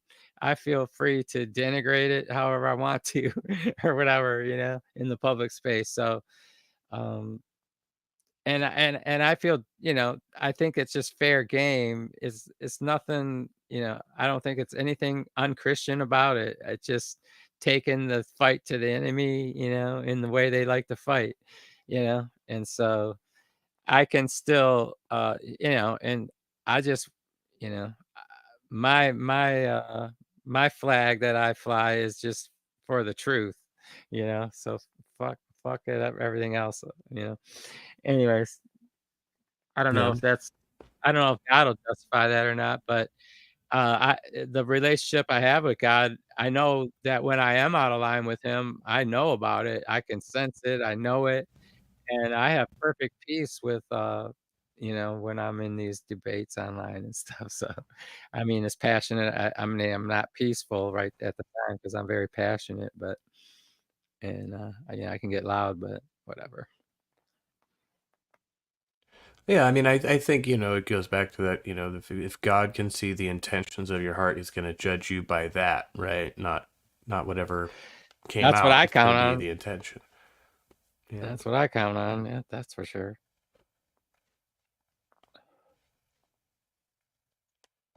And then, if you just worry about your own heart and your own intentions and let God worry about the other person's, that'll help you out too. Yeah, that's a good life lesson. Learn that early. And then, just don't hang around people that are assholes, and life will get a lot easier after that. It might be a little lonelier, but Yeah. it'll be easier. Yeah, there's, and it's like on the internet is a double-edged sword because, I tried to, come out being, Mr. Nice Guy, just like I said, doing the epistemology thing if I was gonna do that. And like over time, that is, like I had built up resentment. Obviously, like I said, I went off and just did the response video on Darth instead of actually responding to Darth when I had the chance to, right? And so like more recently, I felt like, Well, you didn't really people have a chance were, to. I mean, oh Darth yeah, never in that gives anybody situation. Darth never gives anyone a chance to. What are you kidding? Go ahead. Sorry.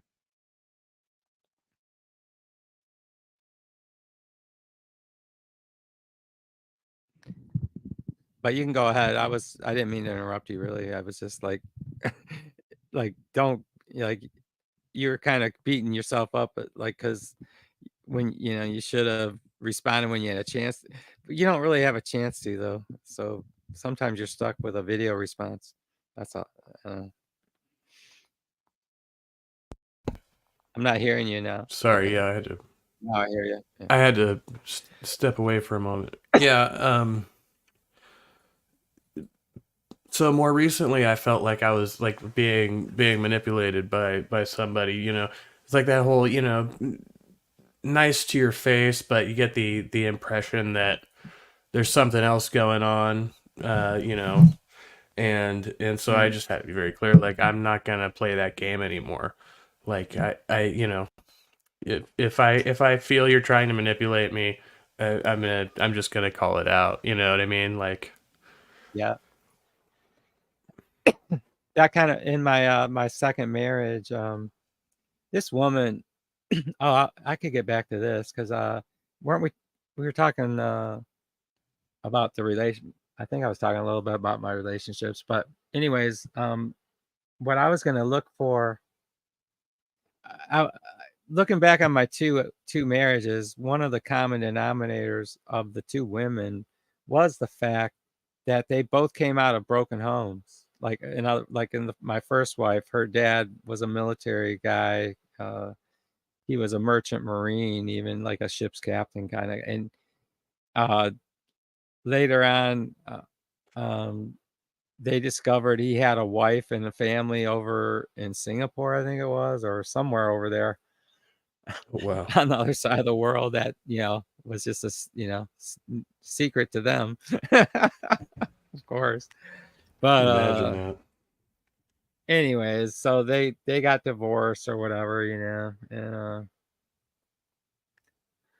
and that was years before I met my wife. But so because she grew up many years without the dad in the house, or he would just come by and once in a while and visit, that kind of thing.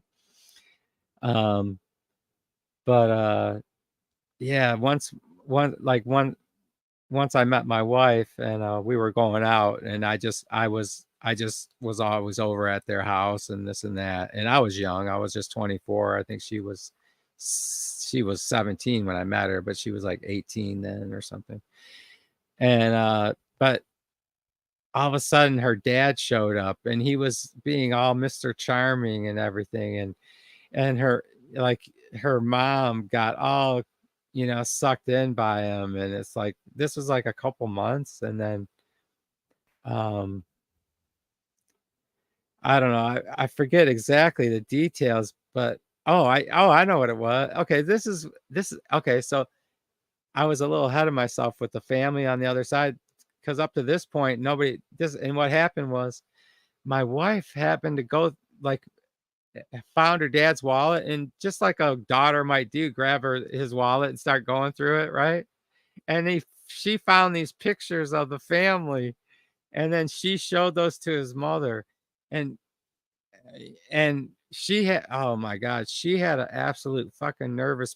I should have noticed this right then. Like, I should have noticed this and went, I wonder how far that falls from the tree. But anyway, Yeah, she had this, like, some kind of psychotic fucking breakdown at that time.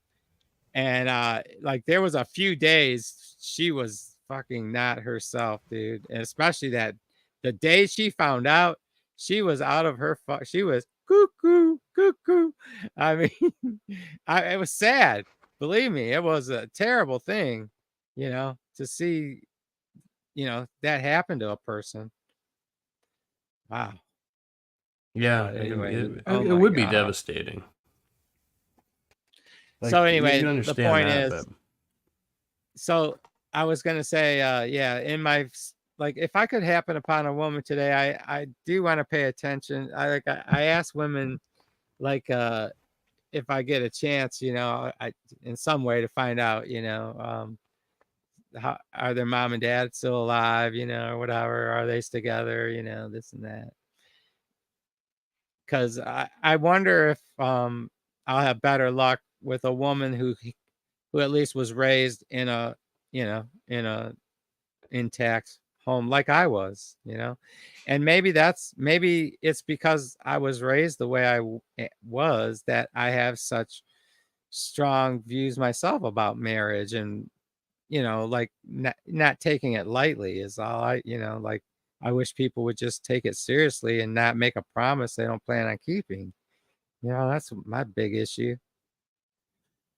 um yeah, on the other hand, look, that I felt much more that way when I had kids, or I do feel much, if there's if you're a young, like, the natural course of life, you meet you're both young, you meet, you should stay together, especially if you start having kids. You should stay together and make it work. And the fact is, if there was no divorce, and when there was no divorce allowed, there's been societies like that. Yeah, shit happens. People fool around, blah, blah, blah. But you know what? It was a lot better on all the kids overall, as much as people complain about who wants to raise their kids in a house where the family, mom and dad hate each other. That's not good for them. Yeah, whatever, be adults and don't do that in front of the kids. I mean, I think maybe, like a better idea, like instead of having them just get married and cohabitate, like the new form of marriage would be like becoming next door neighbors and be like, okay, you can have sleepovers at each other's house if you want to, but you're gonna like you're both gonna have, you know what I mean? Because just in case, we still want the kids to be able to go next door, they can see mommy, go next door, they can see daddy, you know what I mean? Like, well, that would be but ideal. Yeah. I mean, if there's going to be a split, it'd be nice if, I don't know. Yeah. I wouldn't myself, I wouldn't be opposed to, states having a law that if you divorce and you have children in the home, you have to stay in the home with the children and make whatever sleeping arrangements you have to.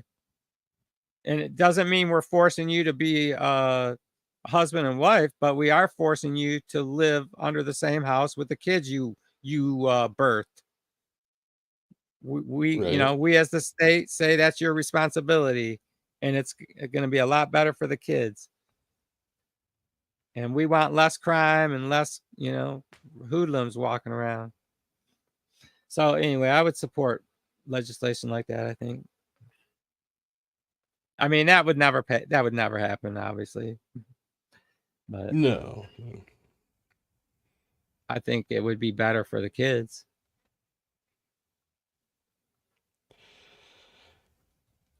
And sometimes if you get married, and if that's the cost of divorce, well, oh well, that sucks. Think about that before you say I do, bitch.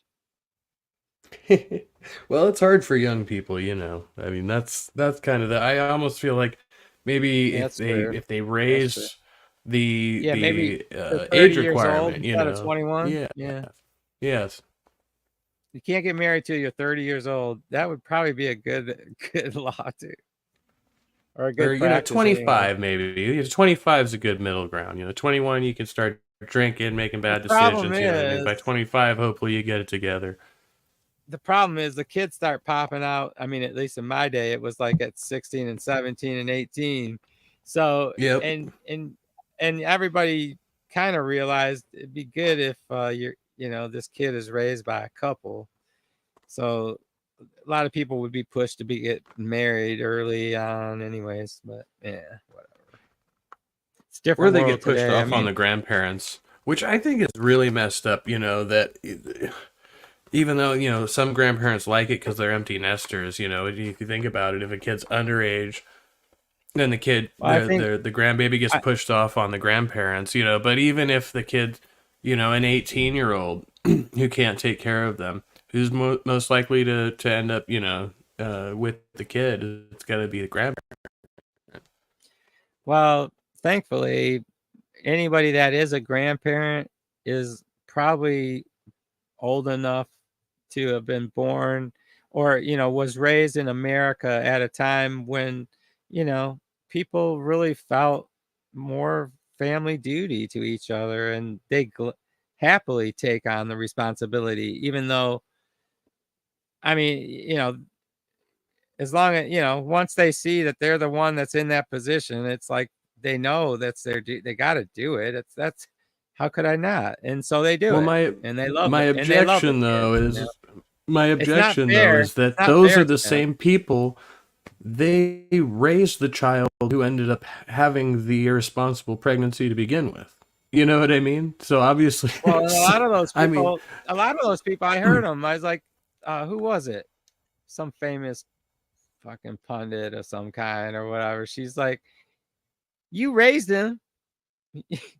you know, you can't blame them for the fuck ups they are, because you like, as if because they, you know, when your kids fuck up, you know, or you, the generation of your kids is you know, it's your fault because you raised them.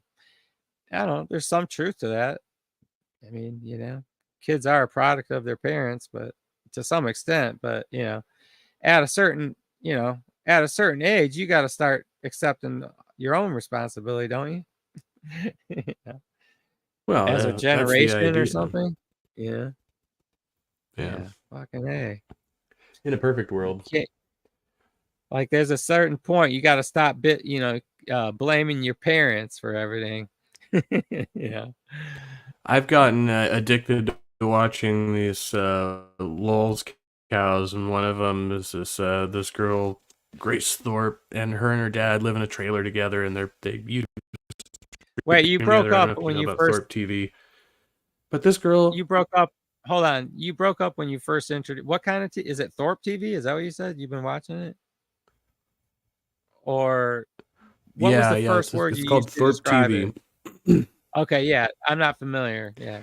Oh, well, I called her a lulz cow. I don't know if I don't Oh, even know what okay. you'd call their content, but I consider her like a lulz cow because people are actively trolling her, and she engages her trolls like all the time. You know, because she's a 21-year-old young woman living with her father, just no plans for the future. No, you know what I mean? Like it's very obvious. Like she cannot take care of herself, and is making no attempts to, you know. And it's just this crazy situation. But I see this more and more often. Like people in their 20s, they've never been out of the house. They're still living with their parents. They have no investment in the future. They have no goals. Like, and they just And sit on the internet is all day. And is this one girl's parents happy with her situation? I mean, they're happy to let so her live there. the parents divorced, I guess, like a big public spectacle. So Uh, the mom has the other siblings, but this girl went with the father, and so dad does debates, and the daughter reviews them, and they're both just unhinged. They just do crazy uh, shit all the time. But you know they're totally enabling each other. So the dad right now is in prison for a domestic assault against the daughter, and she's defending him and trying to get him out, and she's trying to raise because money to for his legal fund. is it a state where like she didn't have to press charges for the state to put him in jail? Yeah, I think they're in Rhode Island. Yeah, that was exactly what it was. Hmm. Interesting. Wow. Crazy. But what to me is a 21-year-old person who's, you know, has no idea how to, you know, just manage their own lives. You know what I mean? Like that, because I was, you Yeah. know, I took off when I was young and I came back, you know, but like I was at a point, you know, at like 15, 16, where I would have rather lived on the streets, and I tried to get emancipated, but I had dropped out of school. In California, you can't get emancipated unless you get a high school equivalency and stuff like that. So I just opted to run away. You know, I can't Wow. understand that mentality of a lot of young people now who just want to stay at home as long as they can and milk it, and they're not going to school, they're not doing anything, you know. Yeah. No, I don't know about you, but yeah, in my generation, it was the rare. You know, you didn't see all the guys you do today staying at home, living in their basements. You know, you know, it's it's a trope or whatever, but it's fucking. There's a lot of truth to that fucking shit, man.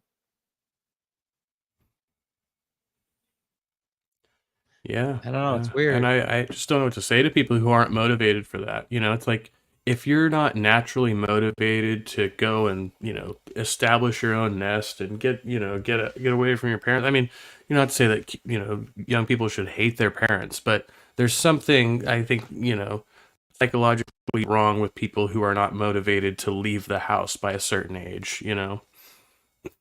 Look, I yeah, don't know. there's I just something don't know what about. it is. I have this natural. I don't know if my parents drilled it into me or us kids or not, but yeah, there's something about. There's like a shame attached to the fact that if I was ever not able to take care of myself or especially my family, I mean, like, and that requires that requires never sitting down. You gotta have a job, whatever. I don't know. I don't know, man. The America I grew up in was a great country, man. A lot of opportunities, It was I'm so glad I got an opportunity to grow up in such a place. I hope the freedoms come back, man. I recently read a story of a woman, I think it was after the Depression, if I remember correctly, and she was having problems in her marriage or whatever, tried working, it wasn't working out. And she went out and she just ended up hoboing across the country for like 30 years. Wow. I wish I could remember the name right now, but yeah, I just thought that was amazing. I was like, oh, and then she wrote about it, like, oh yeah, just went Did out. she end up settling down then somewhere? Yeah, I think she just kind of lived independently after that, but she never like went and remarried or anything like that. Like she, Yeah, I pictured she, on her okay. along the trail, she met this old retiree. They fell in love, and she moved into his place up in Oregon, up in the hills or something. I don't know, whatever. And he built her a nice studio, where she wrote her book.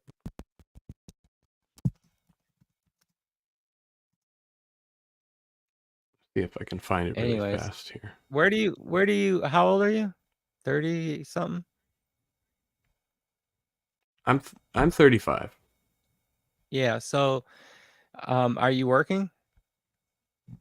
Regular job, I mean? Or? Yeah, I work more than full time. I have two jobs. I'm a security guard full time, and then I do deliveries part time. Okay, so are you dating anyone right now? No, I officially have been single since 2016. Yeah. So right now Okay, so all right, so you've been single for a while. yeah. All right, so if you was to figure you wanted to date somebody, like, are you like in your daily routine from work, are you in contact with people that, or are you do you have opportunity to meet women, I guess, that are of your age or what you're looking for? It's kind of awkward being a guard. Like it's kind of like being a cop. Like I don't know, you don't want to be in that position where you end up getting caught in the wrong situation, and then they, oh look at this, you know what I mean? Like No, anytime no, you're no. wearing a That's if badge, you're it's like like, held to a different say, standard. yeah, say you're a security guard at an office building. That's not like, I wouldn't be fraternizing with any of the office ladies or anything. Like, but I might fraternize with some of the other security guards if they was women, and like that would be the context. If I'm a guard, I'm thinking, I don't know, I might run into another woman security guard or something that for some reason ain't a butch dyke that likes, I don't know, thinks she's a cop or something. Oh, I don't I've know. No, definitely considered it. I've met some good looking ones out there. We don't yeah. have frequent enough contact to really make that happen. But I mean, it's I've considered it. Okay, I'm just Yeah, saying, for I'm trying to sure. get a feel for what your work environment might be like, because it doesn't sound like you really have much in the work partners to be looking after, because it's mostly guys in that field, isn't it?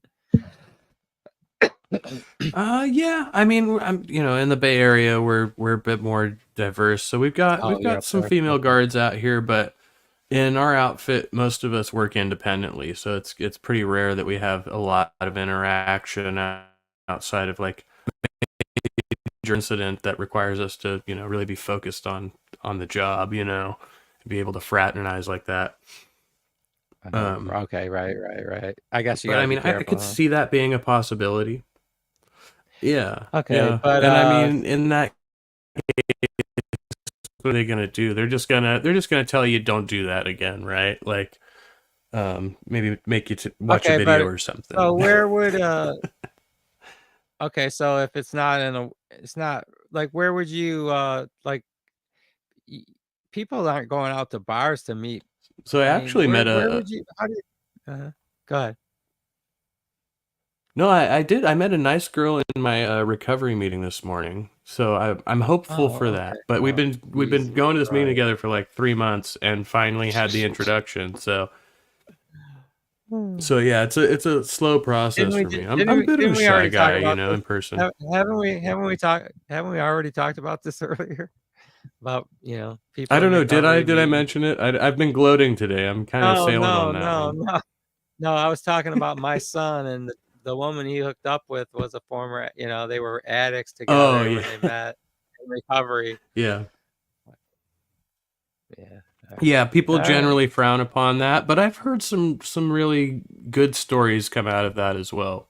Usually, people tell you to Look, wait a bit longer. You know. I think there's something, uh, especially, depending on the levels of depravity that you descended into in your journey, because there's some fucking levels of depravity to it, that hopefully you never descended to, but especially if you think of what can happen to some of the women in these things, um, and so there's something to a person who can commiserate and understand that and look past it. Like I'm saying, like, someone like my son who can look past what his girl's been through, or what she went through, and and be there for, not hold it against her at all, or whatever. Just forget about it, But where somebody who hasn't been through like what you probably, somewhat like, to some extent you've been through, and my son was through, um, really be hard to understand. Somebody hasn't almost lived that life, might really have a hard time dealing with some of the issues that come with having gone through a life like this woman I'm thinking of has. Which it sounds like you in your own life, you recognize, there's things that are difficult to process through or to eradicate or stuff like that. Yeah, I mean, I like to think I'm pretty well equipped, and part of it is compensating for, being in a situation, 10 years ago that, again, I can like now recognize my own shortcomings. Um, and kind of a similar thing being with an older woman trying to accept that, yeah, she had done things, before I was even born, um, that I had to try to cope with. And I wasn't prepared for it at the time, but now I've got a lot more wisdom behind Yeah, me, so it's like, definitely. yeah, I tend to go for older women. Lately, I'm gravitating more towards younger women, though, which I don't know. At my age, maybe it's just a guy getting old thing. I don't know. Yeah, I like younger women. At least, I mean, I don't mind like, I don't know, I don't mind a woman close to my age, at all, but there's very few women that are, above or like say close to 60 either way that actually have maintained, their good looks, maybe a thin, petite figure, because that's a key to maintain some natural good looks by not putting on weight, you know, if you're a woman, probably if you're a man too, but I don't know, men seem to get a lot of like, I don't know. It ain't about so much with looks for women, or at least women's view of how what makes a man attractive must be way all over the place as far as I can tell from looking at, decent looking women with some of the guys you see them with. It's like, damn. Yeah, they're looking at really strange things that I don't, quite identify with, and it's been like, I've always said that I don't have a type. I mean, I'm just attracted to whatever I find beautiful, and Uh-huh. it could be, 6 foot Well, I have Amazonan turnoff. woman. It could be, Do you have tiny petite turnoffs girl. though? I Do you does, have things? Do you have turnoffs? You don't like? I don't uh, like large boobs. yeah. I I mean, don't I've like got. big large jugs. Ugh. I mean, I could do large boobs to an extent. Yeah, I mean, I can see there's definitely a limit. There's too big. I mean, obesity for me in general is an Yeah, issue, and I try not to discriminate. I've been with some larger women, but there's definitely a line there. I'm not into really big women, and I'm not really into yeah. necessarily very small women either. Like if I look at them and I think Mm. anorexia, that's a turnoff. You know what All I mean? right. Oh, definitely. Um, Yeah. so on the extremes, I'm looking at, basic like measures of health and potential risk factors in the future, I guess. But, as far as, blonde or It's brunette or, funny. or That's kind whatever, of these types of evolutionary. things. That's kind of evolutionary. They like, and I agree. Like somehow they want to. I want them to look healthy. Like they have to have a healthy look to them, as fit as I want them to look. Like yeah, I don't want them to like anorexic. And I'd much rather have somebody that's got a little cushion, but's not anywhere getting close to the heavy set side at all. You know what I mean? I don't. Yeah. Mm. And I'm a Yeah, face it's guy. I'm difficult a for real me because I always if they think don't have like a cute I'm face. a prime Mhm. candidate, right? Like I'm Oh, mid okay. 30s white dude with a very average build, but unfortunately, like that makes me like just run of the mill, right? I'm like Right, like everyone. biologically, I'm a perfect candidate. I've got the blonde hair, blue eye genes, and all that good shit. My son is half Mexican and has the most gorgeous blue eyes and dark hair. Just got all the best Uh, features, right? Like, but cool. women don't actually look at that stuff. They'll look at like this one feature, and I think it seems to have to do with like more like their experience with men in the past than anything else. What feature are Like you it'd always talking be about? like, you remind me of this, yeah, this one guy I dated, or my creepy uncle, or some shit like that. Oh, you mean the women will focus on one particular issue, not the same issue among all women. Okay, so I see what you're saying. Yeah, so like Yeah, they'll yeah, pick out something of that reminds them of yeah, oh, yeah, okay, gotcha. But I don't know, it seems to me that people, I don't know, women or if you're dating or something or trying to, I don't know, if you get that kind of attitude and they're trying to, I don't, I don't know if they're pointing out how you remind them of their of this bad habit from their boyfriend. I don't know. That's a bad sign, isn't it? It's-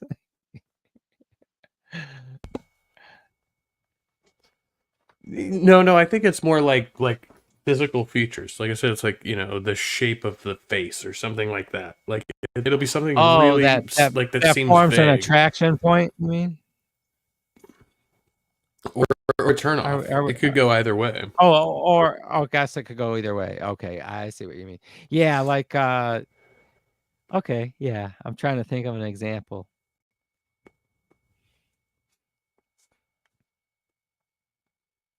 I mean, it could be something like a beauty mark. Not everybody, whatever. Like a mole in the wrong place on the face. I don't know. Yeah, like the shape of your jaw, like something like really, like looks at the shape of the jaw. You know what I mean? Like that doesn't immediately Uh-huh. register for me. I have to like really focus on something like that. I'm like, okay, does the face is the face look good as a whole? They're like, no, your jaw's too long or something. I don't know, just Oh my something weird. god. On the TV screen in my mind, I'm picturing the Jerry Seinfeld or the, Seinfeld episode where remember the one with the woman has man hands and they're out Yeah, eating and they're eating lobster. Those giant hands breaking the lobster. Oh. That show was so funny about shit like that. Because that's exactly what we're talking about. little quirks or something, man's hands. I remember somebody telling me once that I should be a hand model. I was like, what are you talking about? I've got like veiny hands with okay. But there like that was an exaggeration on that show, but you definitely run into women with man's hands, and it's kind of like, it's sort of like, that makes her kind of plain, I don't know. I don't know, in my view, it's a detraction to beauty, to have man hands if you're a woman. Yeah, or like I could stand a woman being taller than me, but if her feet are bigger than mine, I think that's weird. I don't know why. That's hilarious. Yeah. It's not necessarily a deal breaker. It's just kind of weird to me. Yeah, it's funny because I don't know.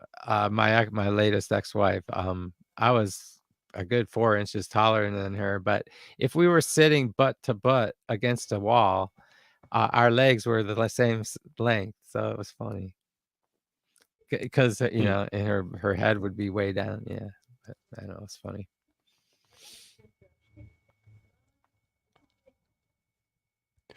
Yeah, I think traditionally most of the women I've dated have been my height or shorter. I don't think I've actually dated a taller woman. I mean, I'm short. I'm trying to 5'8" recall. only. So, anyways. Yeah, I'm 5'9", so we're almost the same. Yeah. Yeah, which is it's average, and Sure. it's always like people have this idea of like, oh, the 6-foot man who's with the. It's like, okay, that's cool, but that's I really never feel like not I'm the the shortest guy out there, hardly ever, unless I'm Oh going yeah, to I a can. basketball stadium or something. Yeah, you've had shorter men all day. Yeah. But I played basketball and I was a good guard, so I'm And not then intimidated you'll by see height that. at all. Oh, really? Did you play in high school? Just in school, yeah, junior high and elementary school and junior high, and then I always played sports outside of school. Whatever, pick up games and stuff. I'm pretty good athlete, very good athlete. Oh, Actually. gotcha. I didn't compete in school for various reasons, but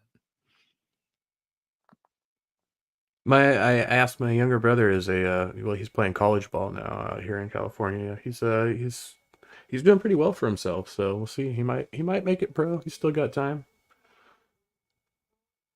cool. Yeah, I never got big into sports. I got into music instead.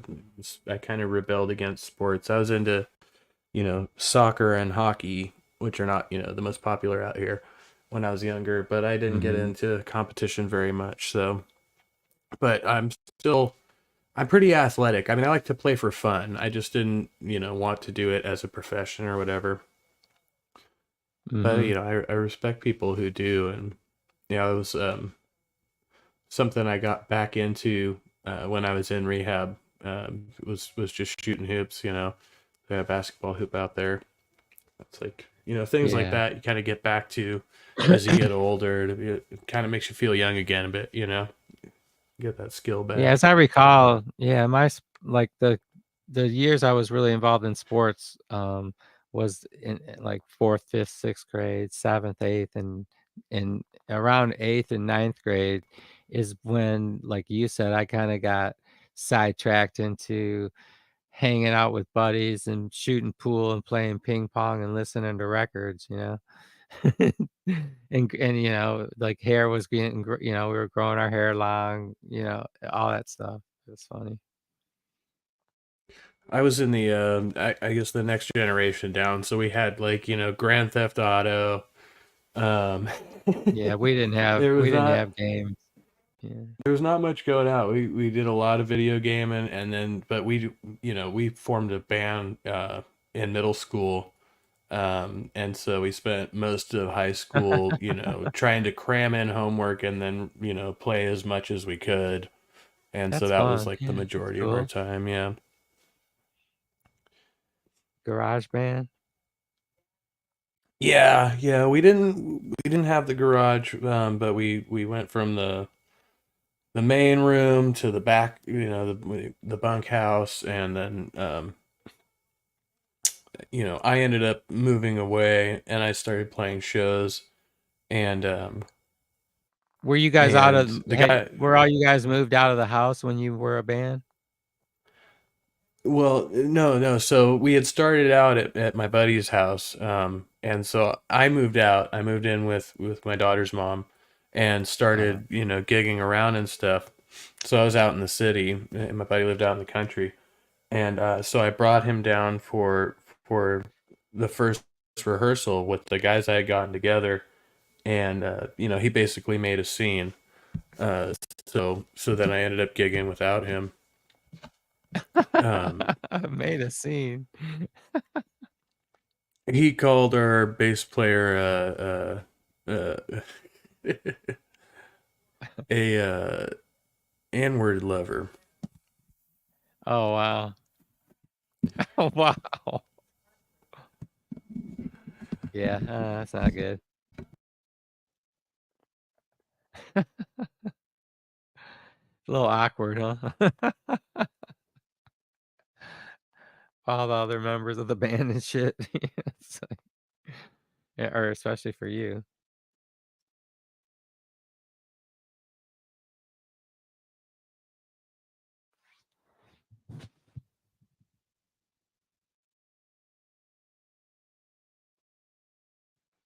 Jamie Russell.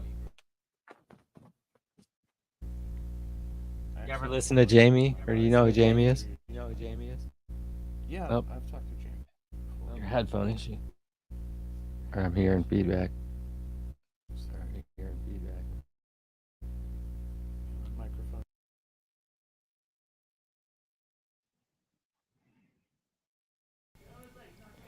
Yeah, I always like Jamie. Not better. Yes, thanks. Yeah, I enjoy Jamie as well. Okay. I mean, not because I mean his theology is whack, but I like him just because he's a nice guy. You know what I mean? Freaking Seventh Day Adventist.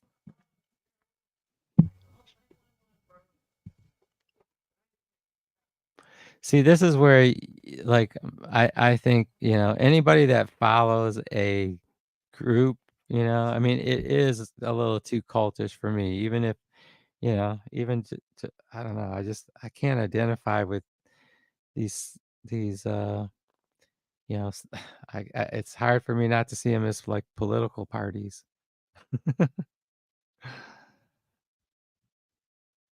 And I was like, can't we just all follow God like we, like, as we see fit and get along?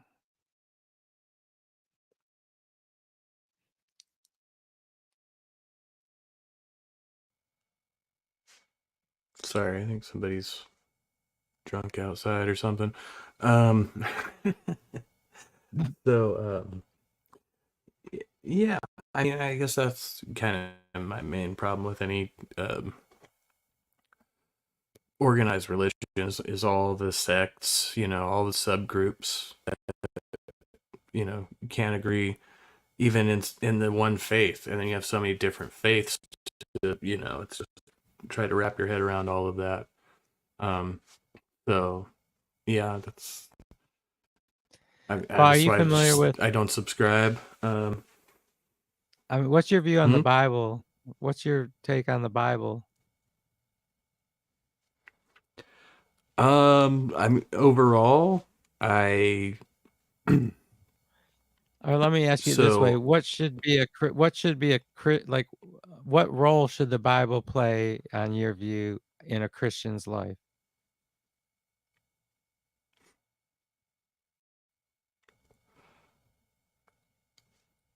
in a Christian's life. Well, I mean, I think it is certainly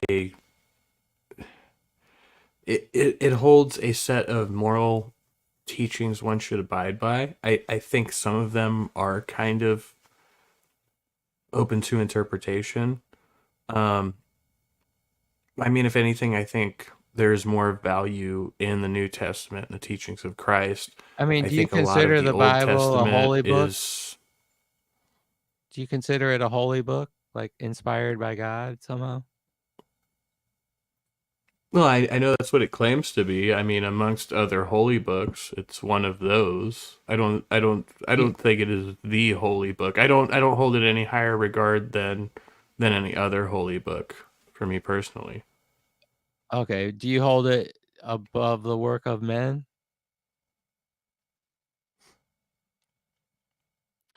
or hold it to be, I representative of, inspiration? I well, I mean, I believe it may be inspired, but still the work of men. Do you consider it to contain true stories as the authors intended? I believe there's some truth in it, and I think there are portions that are definitely fiction. And I think the authors know that they were writing fiction. Okay. All right. So I guess I was trying to get to this. So you don't hold that the authors are um are passing along knowingly passing along untruths, anything like that. They're honestly Well, representing themselves, and as far as they're concerned, they're clear when they're speaking in figures or something like that. well, yeah, like the Genesis story, specifically, must be a parable. Even the people who lived at that time know that's a parable. Right. Do you know who John Walton is? Old Testament Doesn't ring a bell. scholar. Okay, so he's an ancient Near East scholar. Okay, and his view, and I was pretty impressed with it when I first read it. But it was like, I think it was, what is the God of Genesis or something? Maybe it's the God of Genesis is this book I was looking at. But he's a pretty famous guy. He's got these, but basically the view is what Genesis is laying out in those chapters there, the um, creation account is actually it more equates to a temple initiation ceremony, and it has these different elements, and it's not really alluding to creation ex nihilo or anything like that. It's more like uh God bringing order to an existing materials that are in the story. Uh, uh, and so, and he's got these different elements, right? That the garden represents, and this and that. So I'm thinking that falling into sort of the category that you're talking about.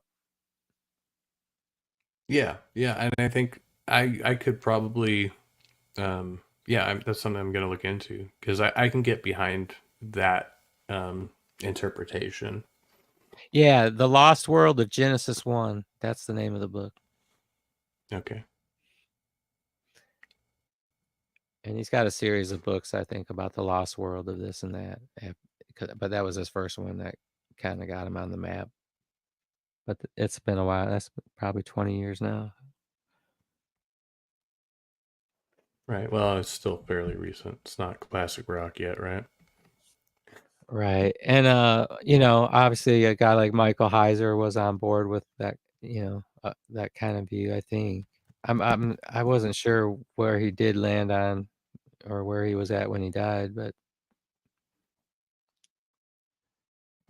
I was sad to hear that when he died. I was like, wow, that's young.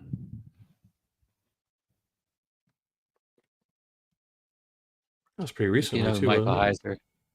Yeah, Yeah. that's what I mean. It was, and I don't think it, maybe, I don't know, maybe it was a COVID thing. I don't think it was a COVID thing.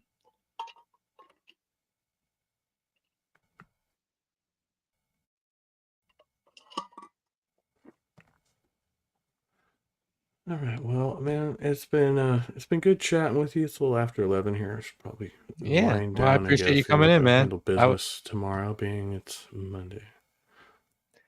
Yeah. Oh, Yeah, I before appreciate you the leave, chat. can I mention one thing? I was kept thinking about this, but Absolutely. um, do you listen to Tucker Carlson at all? I generally listen to people, burning on him, honestly. But like what? Okay. All right. All right. Well, anyway, I subscribe to his new network thing or whatever, and Okay. and you reminded me of this one story because I just listened, and it's like 2 days or 3 days ago he posted this where he interviewed this guy and I think he is in California. It could be another state, but I think it's in California, and it has to do with his wife having custody of their little boy, and this all happened. The school and everything will all be somehow the kid gets to be 10 years old and he finds out that every day at school he's a she and the mom was transitioning the little boy since he was 3 years old, and this was all behind the back of the father, and I think it was until the kid was like 10 years old is when he found out, or it might not have been that many years, but it was a long time, and the school was all, you know, uh I was like, I was just gonna mention that to you, man. 'Cause that's a horror story, and it's probably one you probably know that can happen. Oh my god. And then him Yeah, fighting back, I'll definitely check it out. it's just terrible what's going on with so I wish you all the best with your family anyway, but thanks for coming in. Have a good night. Yeah, thank you, brother. And I'm gonna leave this in the private chat if you want to check it out later. It's that the portion that was saved of the interview I did with Darth.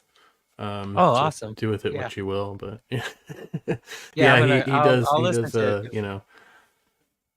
I'm gonna end the stream and then I'll listen to that. Cool. Thanks. All right. Have a good night, my friend. All right. Good night, everyone.